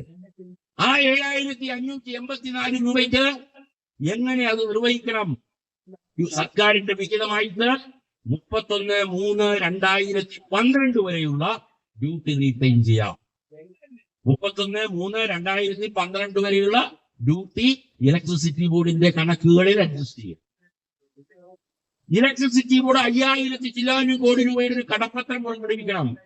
ആ കടപ്പത്രത്തിന് 10% പലിശ കൊടുക്കണം. അതിന്റെ 10% പലിശയും 20 കൊല്ലത്തേക്കുള്ള കടപ്പത്രത്തിന് 20-1 തിരിച്ചടവും എല്ലാ കൊല്ലവും കൊടുക്കണം. ആ പലിശ അങ്ങനെ കൊടുത്തു കഴിഞ്ഞാൽ കിട്ടുന്ന പലിശയിൽ നിന്നാണ് പെൻഷൻ ഡിസ്ചാർജ് ചെയ്യുന്നത്. പെൻഷൻ റെസ്പോൺസിബിലിറ്റി നമ്മൾ ഡിസ്ചാർജ് ചെയ്യും. അപ്പൊ 7,584 കോടി രൂപയെ നമ്മൾ ആസ്തി കണക്കാക്കിയിട്ടുള്ളൂ. മാസ്റ്റർ ട്രസ്റ്റ് ഉണ്ടാക്കാൻ തീരുമാനിച്ചു. അതാണ് റാവുത്തർ സാർ പറഞ്ഞത്. മാസ്റ്റർ ട്രസ്റ്റ് ഉണ്ടാക്കാൻ സർക്കാർ പ്രിൻസിപ്പൽ ട്രസ്റ്റികളെ നിയമിച്ചു. പ്രിൻസിപ്പൽ ട്രസ്റ്റികൾ ആരായിരിക്കണം എന്ന് തീരുമാനിച്ചു. അപ്പോ ആ പ്രിൻസിപ്പൽ ട്രസ്റ്റികളെയും നിയമിച്ചുകൊണ്ട് ഉത്തരവ് ഉണ്ടാകും. പ്രിൻസിപ്പൽ ട്രസ്റ്റിമാരായിട്ട് ഒരാൾ തന്നെയായിരുന്നു അന്നത്തെ ഊർജ്ജ വകുപ്പ് സെക്രട്ടറി ശ്രീ M. ശിവശങ്കർ, അല്ലെ? ബോർഡിന്റെ CMD ശ്രീ MC. ട്രസ്റ്റികളായി വരുന്ന ആളുകളാണ് വേണുഗോപാൽ, മുഹമ്മദ് അലി റാവുത്തർ, പിന്നെ CV നന്ദൻ, അല്ലെ, അങ്ങനെ വരുന്ന ആളുകൾ. അങ്ങനെ ട്രസ്റ്റികളെ നിയമിച്ചുകൊണ്ട് സർക്കാർ ഉത്തരവ്. ഇത് എന്തിന്റെ അടിസ്ഥാനത്തിലാണ്? ഇത് ത്രികക്ഷി കരാറിന്റെ അടിസ്ഥാനത്തിലാണ്. ത്രികക്ഷി കരാറിന്റെ 6-9 എന്ന് പറയുന്ന വ്യവസ്ഥയിൽ കൃത്യമായി പറയുന്നുണ്ട്, ഇങ്ങനെ പറയുന്ന ബാധ്യത നിർവഹിക്കുന്നത് 1882 ട്രസ്റ്റ് ആക്ട് അനുസരിച്ച് രൂപീകരിക്കുന്ന മാസ്റ്റർ ട്രസ്റ്റ് വഴിയാണ്, ബോർഡ് ഓഫ് ട്രസ്റ്റീസ് വഴിയാണ് പറയുന്നത്. ട്രസ്റ്റ് രൂപീകരിക്കാൻ തീരുമാനിച്ചു, ട്രസ്റ്റികളെ നിയമിച്ചു. പക്ഷേ മാസ്റ്റർ ട്രസ്റ്റിൽ കമ്പനിയാകുന്നവരുള്ള നിക്ഷേപം എത്ര നടത്തണമെന്ന് തീരുമാനിച്ചു. അതിനുവേണ്ടി രണ്ടാമതൊരു ആക്ച്വറിയൽ വാല്യുവേഷൻ നടത്തി. 28/1/2015 ആക്ച്വറിയൽ വാല്യുവേഷൻ നടത്തിയ 12,419 കോടി രൂപ എന്ന് പറയുന്ന കമ്പനിയാകുന്ന സമയത്തെ ബാധ്യതയ്ക്ക് പെൻഷൻ ഫണ്ടിംഗ് സംവിധാനം ഏർപ്പെടുത്തിക്കൊണ്ട് 6-9 എന്ന് പറയുന്ന സെക്കൻഡ് ട്രാൻസ്ഫർ സ്കീമിലെ ക്ലോസ് ഭേദഗതി ചെയ്തുകൊണ്ട് ഒരു ഭേദഗതി വിജ്ഞാപനം പുറപ്പെടുവിച്ചു. ആ ഭേദഗതി വിജ്ഞാപനത്തിൽ നേരത്തെ സർക്കാരിന്റെ 35% വിഹിതം എന്ന് പറയുന്നത് കണക്കാക്കിയപ്പോൾ 3,751 കോടി രൂപ വന്നു. ആ 3,751 കോടി രൂപ 10 വർഷത്തേക്കുള്ള ബോർഡായിട്ട് ഇലക്ട്രിസിറ്റി ബോർഡ് കൊടുക്കേണ്ടതാണ്. അതാണ് സർക്കാർ ഏറ്റെടുക്കുന്നത്. അപ്പൊ സർക്കാർ പറഞ്ഞു 31/10/2023 വരെയുള്ള ഇലക്ട്രിസിറ്റി ഡ്യൂട്ടി നിങ്ങൾക്ക് കമ്പനിയാകുന്ന സമയത്തുള്ള 12,419 കോടി രൂപ നിർവഹിക്കുവാനുള്ള സർക്കാർ വിഹിതമായി കൈവശം വയ്ക്കാം. ഒരു കൊല്ലം 586.1 കോടി രൂപ പലിശയും തിരിച്ചടവും ഉൾപ്പെടെയാണ്. 586.1 കോടി രൂപ ഡ്യൂട്ടി ആയിട്ട് ഇലക്ട്രിസിറ്റി ബോർഡ് 5,000-ൽ പരം കോടിയുടെ ബോർഡ് എത്രയാക്കി? 8,144 കോടി രൂപയാക്കി. ആ 8,144 കോടി രൂപയുടെ 10% പലിശ 814.40 കോടി രൂപ. 20-1 തിരിച്ചടവ് 20 വർഷത്തേക്കാണ് പോകേണ്ടത്. അപ്പോ ഒരു വർഷം അടയ്ക്കേണ്ട തിരിച്ചടവ് അതിന്റെ 20-1 407 കോടി രൂപ. ഇത് എല്ലാ മാസവും ഏപ്രിൽ മാസം 1-ാം തീയതി ഇലക്ട്രിസിറ്റി ബോർഡ് മാസ്റ്റർ ട്രസ്റ്റിൽ അടയ്ക്കണം. എന്തൊക്കെയാ?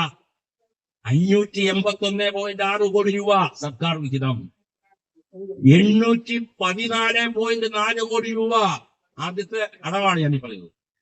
സർക്കാർ ഇലക്ട്രിസിറ്റി ബോർഡിന്റെ പലിശ, 20-1 തിരിച്ചടവ് 407 കോടി രൂപ, 524 കോടി രൂപ ബജറ്റ് വിഹിതമായി 10 വർഷത്തേക്ക് തരും. അതിന്റെ 10-1 52.4 കോടി രൂപ. എത്ര കോടി രൂപയായി? 407 കോടി രൂപ, 586 കോടി രൂപ. അപ്പൊ എത്രയായി? 407, 500, 986, 993. 993 പിന്നെയോ? പിന്നെ ഈ 52 അല്ലെ? അപ്പോ 1000 ചില്ലാനും കോടി രൂപ. അന്നത്തെ പെൻഷൻ ബാത്ത് കമ്പനി ആകുമ്പോ എത്രയാണെന്നറിയാം? 800 ചില്ലാനും രൂപയാണ്. അപ്പൊ കമ്പനി ആകുന്ന സമയത്തെ പെൻഷൻ ബാധ്യതയേക്കാൾ കൂടുതൽ തുക മാസ്റ്റർ ട്രസ്റ്റിൽ ഉണ്ടാകുന്ന സംവിധാനം ഉണ്ടായിട്ടും ഒരു പൈസ പോലും ആനുവൽ പെൻഷൻ കോൺട്രിബ്യൂഷൻ ഇല്ലാതെ മാസ്റ്റർ ട്രസ്റ്റ് തുടങ്ങി വയ്ക്കാമെന്നിരിക്കലും ഒരു പൈസ പോലും കൊടുക്കാതെ ഇലക്ട്രിസിറ്റി ബോർഡ് കട്ടുമുടിച്ചതാണ് KSEBയുടെ മാസ്റ്റർ ട്രസ്റ്റ്. അതിന് മറുപടി പറയേണ്ടത് ആരാണ്?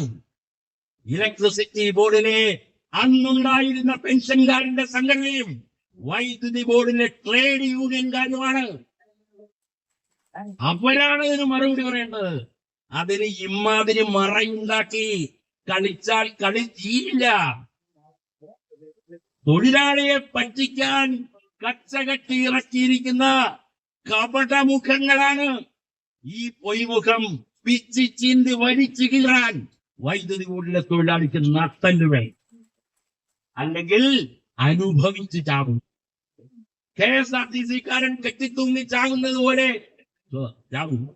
ഇത് പറയുമ്പോൾ ഇത് കൂട്ടായ്മക്കാരൻ പറയുമ്പോൾ പെൻഷൻ സെക്ഷനിൽ ഇവിടെ ഇരിക്കുന്ന ഒരു കുരുത്തം കെട്ടവൻ പെൻഷൻ പേപ്പർ വിടില്ല എന്നൊക്കെ പറഞ്ഞാൽ അതിന്റെ പേര് വേറെയാണ്. കാരണം കോട്ടയം അക്ഷരനഗരിയായതുകൊണ്ട് അക്ഷരത്തിന് വിരുദ്ധമായെന്ന് ഞാൻ പറയുന്നു. നിന്നെയൊക്കെ വിളിക്കേണ്ടത് പച്ചത്തെറിയാൻ. അതൊരു പൊതുയോഗത്തിൽ വിളിക്കാൻ പാടില്ലാത്തോണ്ട് വിളിക്കുന്നത് മനസ്സിലായോ? പെൻഷൻ പേപ്പർ വാടിച്ചാൽ പാസ്സാക്കിക്കാതിരിക്കുക. ഇയാൾ അങ്ങാടിയിൽ തോറ്റതിന് അമ്മയുടെ നെഞ്ചത്താണ് അവിടെ എരപ്പാളി കളിക്കുന്നത്. ആണോ? അതാണോ? അന്തസ്സുണ്ടെങ്കിൽ പറയട. KSEB പെൻഷനേഴ്സ് കൂട്ടായ്മ പറയുന്ന ഇതിൽ തെറ്റെന്താണെന്ന് നീ പറ. നിന്നെ ഗുരുവാക്കാൻ ഞങ്ങൾ, നിന്നെ ആചാര്യനേക്കാം. അതിന് അന്തസ്സുണ്ടെങ്കിൽ പറയുക. ഉത്തരവാദിതാണെന്നാണ് ജ്യോതിലാല്. അയാളുടെ ഓഫീസിലെ ഓഫീസാണ് വേണ്ടത്. കേരളം ഭരിക്കുന്ന ഇടതുപക്ഷ ജനാധിപത്യ മുന്നണിയുടെ സർക്കാർ കോടതി ഉത്തരവിന്റെ അടിസ്ഥാനത്തിൽ KSEB പെൻഷനേഴ്സ് കൂട്ടായ്മയുടെ ആക്ഷേപത്തിന്റെ അടിസ്ഥാനത്തിൽ ഇലക്ട്രിസിറ്റി ബോർഡ് ലിമിറ്റഡ് എന്ന് പറയുന്ന സർക്കാർ സ്ഥാപനത്തിന്റെ ഫിനാൻഷ്യൽ ഡയറക്ടറെ വിളിച്ചു വരുത്തി തെളിവെടുപ്പ് നടത്തി കരാർ ലംഘിച്ചതായി കണ്ട്, മാസ്റ്റർ ട്രസ്റ്റിന്റെ ബൈലോ ലംഘിച്ചതായി കണ്ട് ഞങ്ങളുടെ 4000 കോടി രൂപ കട്ടുമുടിച്ചത് കണ്ടിട്ട് 24% പലിശ സഹിതം മാസ്റ്റർ ട്രസ്റ്റിൽ ഉടൻ അടയ്ക്കണമെന്ന് പറഞ്ഞിറക്കിയ ഉത്തരവാണത്. അതാണ്. അതിനെക്കുറിച്ച് പറയണം. ജ്യോതിലാൽ ഉത്തരവ് പറയും. നാണമില്ലേ? ഒരു സർക്കാരിന്റെ മന്ത്രിസഭ കണ്ട ചീഫ് സെക്രട്ടറിയുടെ കുളിപ്പോടുകൂടി, അഡ്വക്കേറ്റ് ജനറലിന്റെ നിയമോപദേശത്തോടുകൂടി, ധനകാര്യ വകുപ്പിന്റെ സമ്മതത്തോടുകൂടി, ഊർജ വകുപ്പിന്റെ സമ്മതത്തോടുകൂടി governor by order of the governor of Kerala എന്ന് പറഞ്ഞ് ഒരു അഡീഷണൽ ചീഫ് സെക്രട്ടറി ഇറക്കിയിരിക്കുന്ന സർക്കാർ ഉത്തരവ് അയാളുടെ വീട്ടിൽ മറപ്പര കെട്ടാനാണെന്ന് വിധത്തിൽ പറയാൻ നിനക്കൊക്കെ അക്ഷരാഭ്യാസം ഇല്ലേ? ആരാണ് 2016-ലെയും 2021-ലെയും ശമ്പള പരിഷ്കരണ അംഗീകാരം നൽകുക? ആരുടെ കരാർ? നീയൊക്കെ ഒപ്പിട്ട കരാർ. ആരുടെ സർക്കാർ? നിന്റെയൊക്കെ സർക്കാർ. ഇത് ആരാണ് അംഗീകാരം തരേണ്ടത്? ഞങ്ങൾ തരണോ? അല്ല, ആരാ തരേണ്ടത്?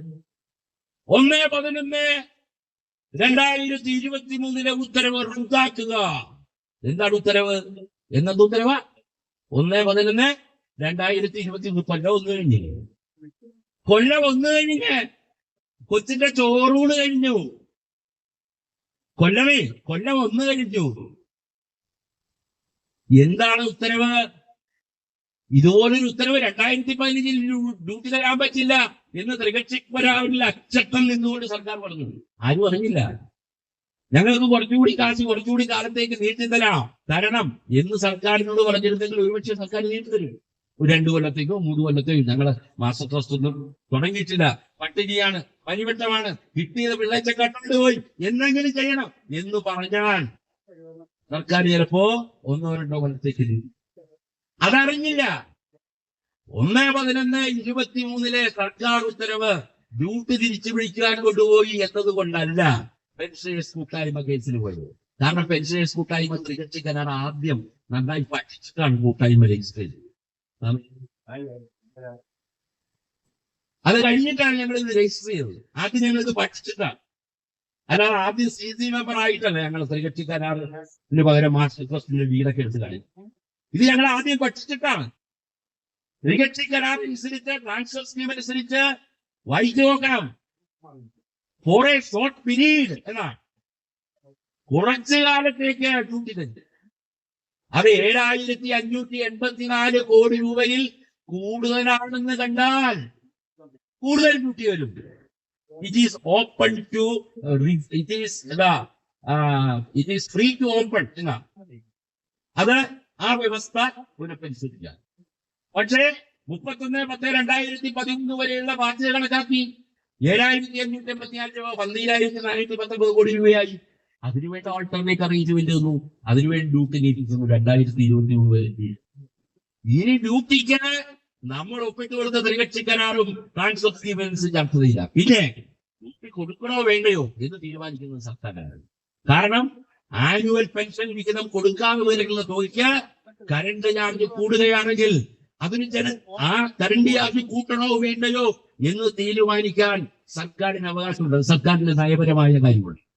ഞങ്ങളുടെ ജനങ്ങൾക്ക് ഇത്രയും കറണ്ട് ചാർജ് അടിച്ചേൽപ്പിക്കാൻ പാടില്ല എന്ന് സർക്കാരിൽ തോന്നിയാൽ സർക്കാർ പറയാം, നിങ്ങൾ കറണ്ട് ചാർജ് കൂട്ടണ്ട, എത്രയാണോ നിങ്ങളുടെ ആനുവൽ പെൻഷൻ കോൺട്രിബ്യൂഷൻ വേണ്ടത് അതിന്റെ ഇത്ര ശതമാനം ഡ്യൂട്ടി നിങ്ങൾ നിലനിർത്തിക്കൊടുക്കുന്നത്. അങ്ങനെയാണ് സബ്സിഡി കൊടുക്കുന്നത്. അങ്ങനെയാണ് അഗ്രികൾച്ചർ കൺസ്യൂമേഴ്സിന് നമ്മൾ കറണ്ട് ചാർജ് കുറച്ചു കൊടുക്കുന്നത്. അങ്ങനെയാണ് BPL കൺസ്യൂമേഴ്സിനും ക്യാൻസർ രോഗികൾക്കും നമ്മൾ സൗജന്യമായി വൈദ്യുതി കൊടുക്കുന്നത്. അങ്ങനെയാണ്. അതാണ് അതിന്റെ നിലപാട്.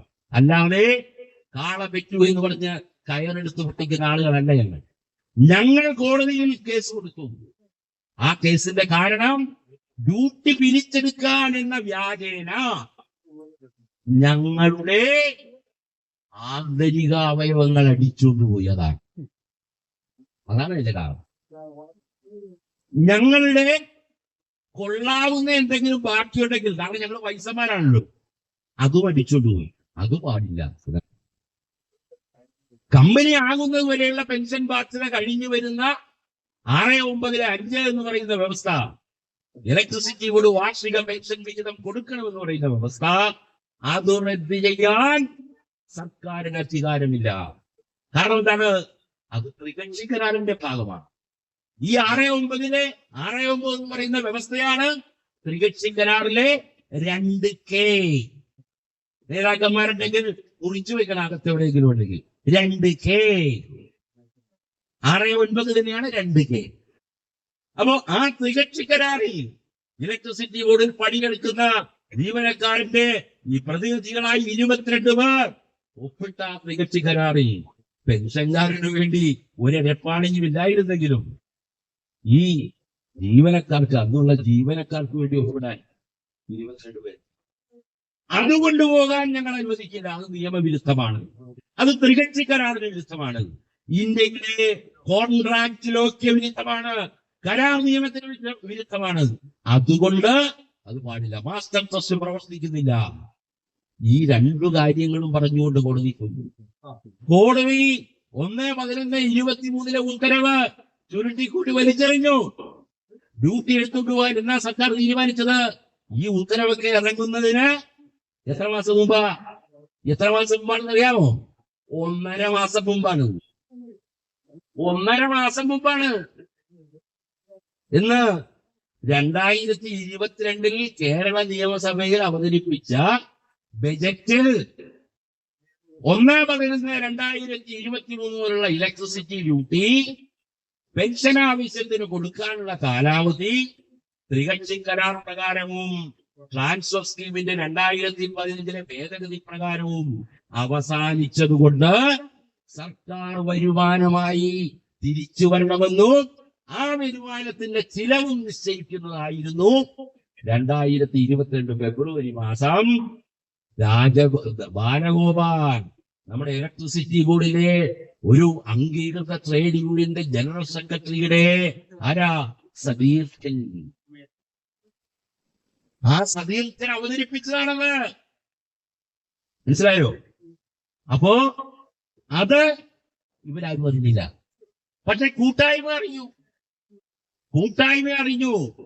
ജനുവരി മാസം ബജറ്റ് അവതരിപ്പിക്കുന്നതിന് തലേ ദിവസം ബജറ്റ് അന്ത്യരൂപത്തിൽ എത്തുന്നതിന് മുമ്പ് കൂട്ടായ്മ ധനകാര്യ വകുപ്പ് മന്ത്രിക്കും കേരളത്തിന്റെ വൈദ്യുതി മന്ത്രിക്കും ഇത് സംബന്ധിച്ച് നിവേദനം കൊടുക്കുകയും വൈദ്യുതി മന്ത്രി അതിന്റെ അടിസ്ഥാനത്തിൽ ധനകാര്യ വകുപ്പ് മന്ത്രിയോട് 10 വർഷത്തേക്ക് കൂടി ഡ്യൂട്ടി നീട്ടിത്തരണം, ഇലക്ട്രിസിറ്റി ബോർഡ് അല്ലെങ്കിൽ വല്ലാത്ത അവസ്ഥയിലേക്ക് എത്തും, പെൻഷൻ മുടങ്ങും എന്നാണ് പറഞ്ഞിരിക്കുന്നത്. പെൻഷൻ മുടങ്ങും എന്നാണ് പറഞ്ഞിരിക്കുന്നത്. അതായത് 11/7/2023 11/7/2023 കേരളത്തിൽ KSEB ലിമിറ്റഡിന്റെ ചെയർമാനായിരുന്ന ശ്രീ രാജൻ ഗബ്രഡോ പേര് ബുദ്ധിമുട്ടാണ്. അപ്പൊ അതുകൊണ്ട് അദ്ദേഹം ഇനി ഈ ഡ്യൂട്ടി 10 ദിവസത്തേക്ക് കൂടി നീട്ടി തന്നില്ലെങ്കിൽ പെൻഷൻ മുടങ്ങും, പെൻഷൻ കൊടുക്കാൻ കഴിയില്ല, പെൻഷൻ മുടങ്ങും. കാരണം എന്താണ്? ഡ്യൂട്ടി ഇനി കിട്ടിയില്ല. അതുകൊണ്ടാണ് നമ്മൾ ഈ അഭ്യാസം കാണിച്ചുകൊണ്ടിരുന്നത്. ബാക്കിയൊക്കെ നമ്മൾ ചുട്ടു നിന്നു. അപ്പോ അതുകൊണ്ട് നീക്കിത്തരണം. അതുകൊണ്ടാണ് കൂട്ടായ്മ ഉത്തരവ് സസ്പെൻഡ് ചെയ്തപ്പോൾ അദ്ദേഹം പറഞ്ഞത്, നിങ്ങൾ തന്ന 134 കോടി രൂപ കൊണ്ട് ഞാൻ പെൻഷൻ കൊടുത്തു. ഇത് മനസ്സിലാക്കണം. അതുകൊണ്ടാണ് ഇപ്പോഴും പെൻഷൻ കിട്ടുന്നത്. ആ സസ്പെൻഷൻ പിൻവലിച്ച് ഡ്യൂട്ടി സർക്കാർ കൊണ്ടുപോയാൽ നമ്മളുടെ പെൻഷൻ മുടങ്ങും. പെൻഷൻ എക്സിക്യൂട്ടീവ് ബോർഡ് കുഴിച്ചെടുത്ത് തരുന്നതല്ല, റെഗുലേറ്ററി കമ്മീഷൻ അനുവദിച്ചു തരണം. നമ്മുടെ വരുമാനത്തിൽ നിന്ന് മാസ്റ്റർ ട്രസ്റ്റിലേക്കുള്ള തുക അടച്ചാലും അടച്ചില്ലെങ്കിലും അനുവദിച്ചു തരണം. അനുവദിച്ചു തരാതെ പെൻഷൻ കൊടുക്കാൻ കഴിയില്ല. ഇത് മനസ്സിലാക്കണം. ഇങ്ങനെ കൊടിയും പിടിച്ച് ഞെളിഞ്ഞ് നടക്കുന്നവരൊക്കെ ഇത് മനസ്സിലാക്കണം. അപ്പൊ അതിന്റെ അടിസ്ഥാനത്തിലാണ് നമ്മൾ കോടതിയിൽ കേസിന് പോയത്. കോടതി ചീഫ് സെക്രട്ടറിയോട് കയറിയാൻ പറഞ്ഞു. ഹിയറിംഗിൽ വ്യക്തമായി കാശ് തിരിച്ചടക്കാൻ പറഞ്ഞു. അതാണ് പെൻഷൻ അസ്ഥിരപ്പെടുത്തുന്ന സർക്കാർ. അതാണ് പെൻഷൻ അസ്ഥിരപ്പെടുത്തുന്ന ഉത്തരവ്. ഇത് തെരുവേശിയുടെ സമാധാന പ്രസംഗമാണ്. ഈ പോസ്റ്ററിൽ എഴുതി ഒട്ടിച്ചു വെച്ചിരിക്കുന്നത് തെരുവേശിയുടെ സമാധാന പ്രസംഗമാണ്. കഴിഞ്ഞ 10 കൊല്ലം ഇവിടെ പകലേത് രാവേതെന്ന് അറിയാതെ പാവപ്പെട്ട തൊഴിലാളികളുടെയും പെൻഷൻകാരുടെയും പണം പിരിവും, ശമ്പളം പിരിവും, പെൻഷൻ പിരിവും, ഇൻഷുറൻസും, പേറിവിഷനും, വെൽഫെയർ ഫണ്ടും പിരിച്ച് തിന്ന് തടിച്ച് കൊഴുത്ത് ഇരവേത് പകലേതെന്ന് തിരിച്ചറിയാതെ നടന്ന ആളുകളുടെ അസംബന്ധ പ്രഘോഷണമാണത്. അത് തിരിച്ചറിഞ്ഞുകൊണ്ട് ഈ ആളുകളെ നിങ്ങൾ നിങ്ങളുടെ മനോമണ്ഡലത്തിൽ നിന്ന് ആട്ടി പുറത്താക്കാതെ നമുക്ക് പെൻഷൻ സുരക്ഷ ഉറപ്പിക്കാൻ കഴിയില്ല എന്ന് മാത്രം അഭ്യർത്ഥിച്ചുകൊണ്ട് ഞാൻ നിർത്തുന്നു. Minister Modi Shri V P എല്ലാ ജില്ലകളിലെയും പോലെ നമ്മളോട്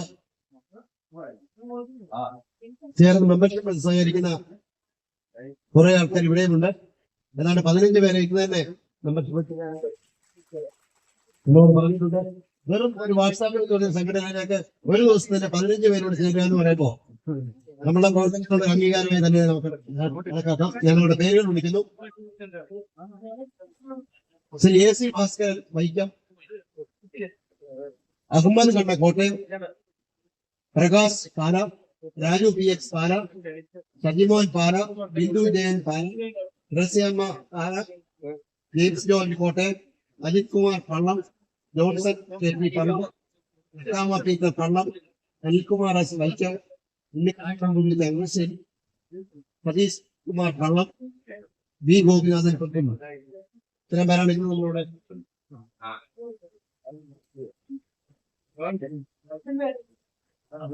സമയം താമസിച്ചതുകൊണ്ട് നമ്മള് ആരെങ്കിലും ഉണ്ടെങ്കിൽ വേദിയിലേക്ക് വരാം. ആഹാരത്തിന്റെ ക്രമീകരണം തൊട്ടടുത്ത് ചെയ്തിട്ടുണ്ട്. ഇനി മീറ്റിംഗിന്റെ അവസാന ഭാഗമാണ്. അത്യാവശ്യം ആഹാരം കഴിക്കുന്നവർക്ക് പോയി സഹകരിക്കാവുന്നതാണ്.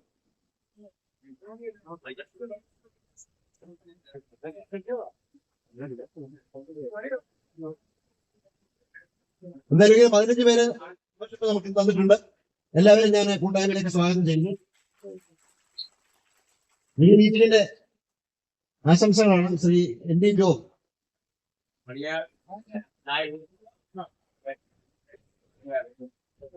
എല്ലാവർക്കും നമസ്കാരം. വേദിയിലും സദസ്സിലിരിക്കുന്ന സുഹൃത്തുക്കളെ, കൂടുതലായിട്ട് പറയുന്നില്ല. നമുക്ക് എന്തായാലും സമയം അതിക്രമിച്ചു കഴിഞ്ഞു. അപ്പൊ ഇതിന്റെ പെൻഷൻ ജാഗ്രതയുടെ കൂടെ തന്നെ നമ്മൾ കൊണ്ടുപോകുന്ന വിഷയമാണ് KSEBയുടെ നാട്ടിലുള്ള പ്രവർത്തനങ്ങൾ ഉണ്ടാകുന്ന വീഴ്ചകൾ ചൂണ്ടിക്കാണിച്ച് KSEBയുടെ വരുമാനം ഇല്ലാതാക്കുന്ന കുറെ പ്രശ്നങ്ങളുണ്ട്. അത് ചൂണ്ടിക്കാണിക്കുന്ന ഒരു രീതി കൂടി നമ്മൾ തുടരുന്നുണ്ട്. അതിലൊന്നാമത്തെ കാര്യമാണ് മണിയാറ് നേരത്തെ സാറിനെ സൂചിപ്പിച്ചു. 30 കൊല്ലത്തിന് ശേഷം KSEB ഏറ്റെടുക്കേണ്ട മണിയാർ പദ്ധതി KSEB ഏറ്റെടുക്കാതെ, KSEB അത് ഏറ്റെടുക്കുന്ന താല്പര്യമുണ്ടെങ്കിലും സർക്കാർ അത് ഏറ്റെടുക്കാതിരിക്കാനുള്ള നടപടികളായിട്ട് മുന്നോട്ട് പോവുകയാണ്. അത് ഏറ്റെടുക്കണമെന്ന് ആവശ്യപ്പെട്ടുകൊണ്ട് നമ്മൾ പത്തനംതിട്ടയിൽ ജാഥ നടത്തി അതിന്റെ തുടർച്ചകൾ മുന്നോട്ട് പോവുകയാണ്. ഒരു വർഷം 21 കോടി രൂപയുടെ വൈദ്യുതി ലഭിക്കുന്ന ആ പദ്ധതി KSEB ഏറ്റെടുക്കുന്നത് വളരെ അത്യാവശ്യമാണെന്നുള്ള തരത്തിൽ നമ്മൾ പല പ്രവർത്തനങ്ങളും നടത്തുന്നുണ്ട്. അതാണ് നമ്മൾ ഒന്നാമതായിട്ട് ഏറ്റെടുത്ത ഒരു പ്രവർത്തനം. അത് കഴിഞ്ഞ് നമ്മൾ കായംകുളം വിഷയം ടേക്കപ്പ് ചെയ്തു. കായംകുളത്ത് നമുക്ക് എല്ലാവർക്കും അറിയാം, കായംകുളത്ത് നമ്മൾ ഫിക്സഡ് ചാർജ് ആയിട്ട് 100 കോടി രൂപ കൊടുത്തുകൊണ്ടിരിക്കുകയാണ്. ഒരു യൂണിറ്റ് വൈദ്യുതി പോലും കായംകുളത്ത് ബോർഡ് എടുക്കുന്നില്ല. എന്നിട്ട് 100 കോടി രൂപ ഓരോ വർഷവും KSEB വരുമാനം കൊടുത്തുകൊണ്ടിരിക്കുകയാണ്. അതിന്റെ കാലാവധി അടുത്ത വർഷം ഫെബ്രുവരിയിൽ അവസാനിക്കുകയാണ്. എന്നിട്ടും ആ അവസാനിക്കുന്ന കാലാവധി ആയിട്ടും അത് തിരിച്ച് KSEB അത് ഏറ്റെടുക്കാനും ആ കരാർ അവസാനിക്കാനുള്ള നടപടികളും എടുക്കുന്നുള്ളതാണ് കൂട്ടായ്മ ആവശ്യപ്പെടുന്ന രണ്ടാമത്തെ കാര്യം. മൂന്നാമതായിട്ട് KSEB കൂട്ടായ്മ ആവശ്യപ്പെടുന്ന കാര്യം നമ്മുടെ ഡാമുകളിലൊക്കെയുള്ള വെള്ളം അത് നന്നായിട്ട് മാനേജ് ചെയ്ത് നമ്മുടെ വേനൽക്കാലത്തുള്ള വൈദ്യുതി ആവശ്യം നന്നായിട്ട് നിറവേറ്റുന്നതിന് വേണ്ട നടപടികൾ എടുക്കുന്നതാണ് KSEB കൂട്ടായ്മ മൂന്നാമതായിട്ട് ആവശ്യപ്പെടുന്നത്.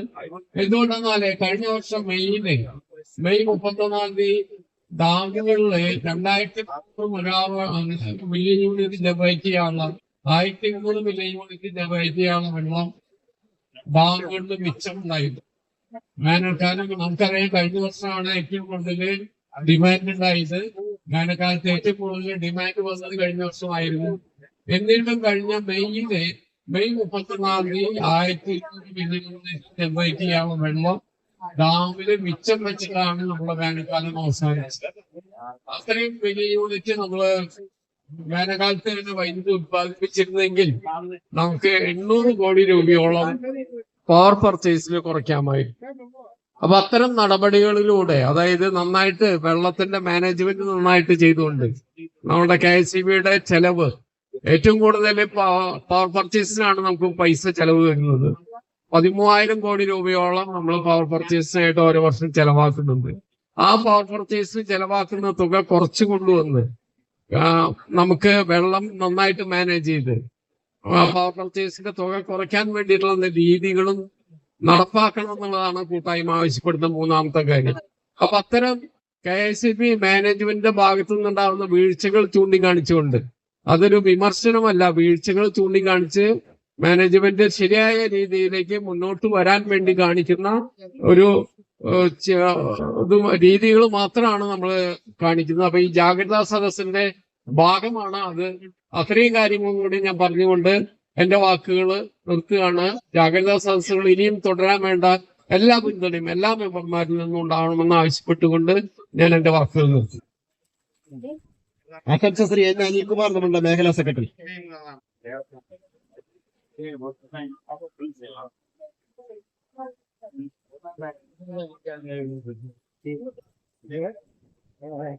ബഹുമാന സദസ്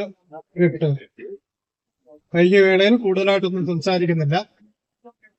രാധാകൃഷ്ണൻ സാറ് പറഞ്ഞതുപോലെ 29-ാം തീയതിത്തെ ആ സമരം എന്ന് പറഞ്ഞാൽ മറ്റാർക്കും എതിരെയല്ല, KSEB പെൻഷനേഴ്സ് കൂട്ടായ്മയ്ക്കെതിരെയുള്ള സമരമാണ്.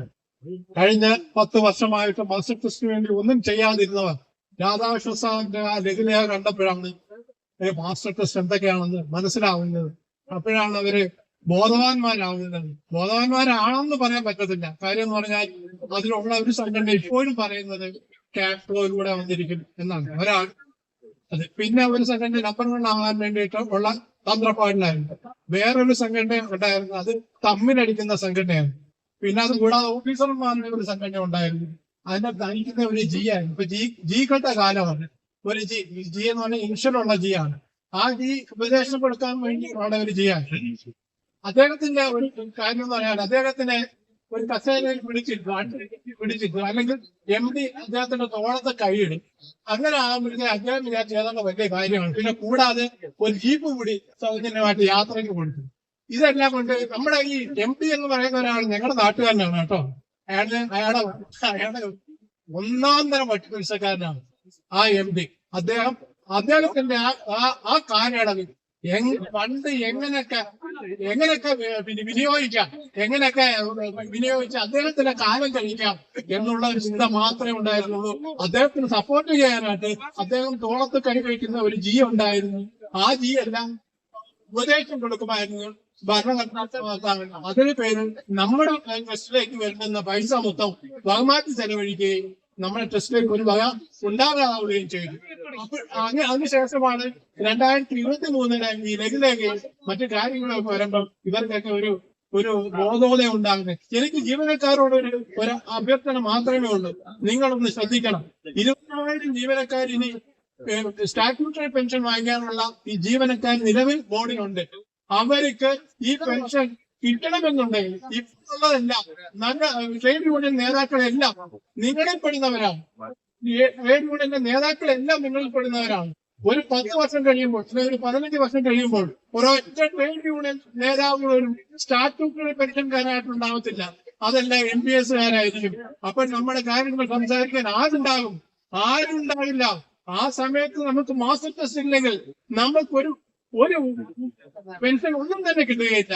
മാത്രമല്ല അത് കഴിഞ്ഞ് ഒരു 2080 വരെങ്കിലും ഈ മാസ്റ്റർ ടെസ്റ്റ് നിലനിൽക്കേണ്ടത് ആവശ്യമാണ് നമ്മുടെ ഫാമിലി പെൻഷൻകാർക്ക് വേണ്ടിയിട്ട്. അപ്പോഴ് ജീവനക്കാരെ നിങ്ങൾ ചിന്തിക്കണം. നിങ്ങളുടെ നേതാക്കന്മാരോട്, നിങ്ങളുടെ ട്രേഡ് യൂണിയൻ നേതാക്കന്മാര് ഇതുവരെ ശബ്ദിക്കാതിരുന്ന അവരോട് നിങ്ങൾ പറയണം, മാസ്റ്റർ ടെസ്റ്റ് ഉണ്ടായേ പറ്റൂ. മാസ്റ്റർ ടെസ്റ്റ് ഉണ്ടെങ്കിലേ ഞങ്ങൾക്ക് നിലനിൽപ്പുള്ളൂ, ഞങ്ങളുടെ പെൻഷൻ കിട്ടുകയുള്ളൂ എന്നുള്ളത് അവരെ ബോധ്യപ്പെടുത്തി അവരെ ശക്തിപ്പിക്കാനുള്ള ഒരു ഊർജം ഒരു ആർജവം നിങ്ങൾ കാണിക്കണമെന്ന് മാത്രം പറഞ്ഞുകൊണ്ട് എന്റെ വാക്കുകൾ സംസാരിക്കുന്നു. യോഗത്തിൽ തുടർന്ന് ആശംസിക്കുന്നു. ശ്രീ ചന്ദ്രലാൽ, നമ്മുടെ ജില്ലാ സെക്രട്ടറി. ബഹുമാനിയരെ, പ്രിയപ്പെട്ട പെൻഷൻ കുടുംബാംഗങ്ങൾ, ഇത് ഇപ്പൊ നേരമൊക്കെ ഒരുപാടായി, എല്ലാവർക്കും വിശക്കാനൊക്കെ തുടങ്ങി. കൂടുതലൊന്നും പറയാനില്ല. ഒറ്റ വാക്ക് ഞാൻ എല്ലാം നിർത്തുകയാണ്.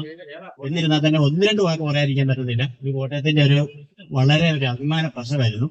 അത് വൻ വിജയമാക്കി തീർത്ത നിങ്ങൾ ഓരോരുത്തരോടും ഞാൻ നന്ദി അറിയിക്കുന്നു.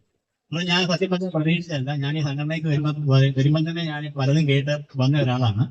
അപ്പൊ ഇതൊക്കെ വെച്ച് കഴിഞ്ഞാൽ എങ്ങനെയാവുമെന്ന് പോലും പേടിയായിരുന്നു. ഏതായാലും കുറെ സഹപ്രവർത്തകരോട് കൂടി ഞങ്ങള് ഒറ്റ പരിപാടിയായിരുന്നു നോക്കി. പക്ഷെ അത് വൻ വിജയം.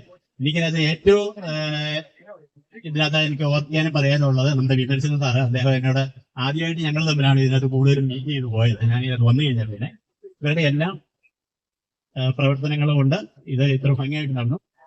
ഇന്ന് ഈ വേദിയിലിരിക്കുന്ന സംസ്ഥാന ഭാരവാഹികൾക്കെല്ലാം ഒറ്റ വാക്കിൽ നന്ദി പറഞ്ഞുകൊണ്ട് അതുപോലെ തന്നെ പങ്കെടുത്ത നിങ്ങൾ ഓരോരുത്തർക്കും നന്ദി അറിയിക്കും. യോഗത്തിനുള്ളിൽ അവസാനിപ്പിച്ചിരിക്കുന്നു.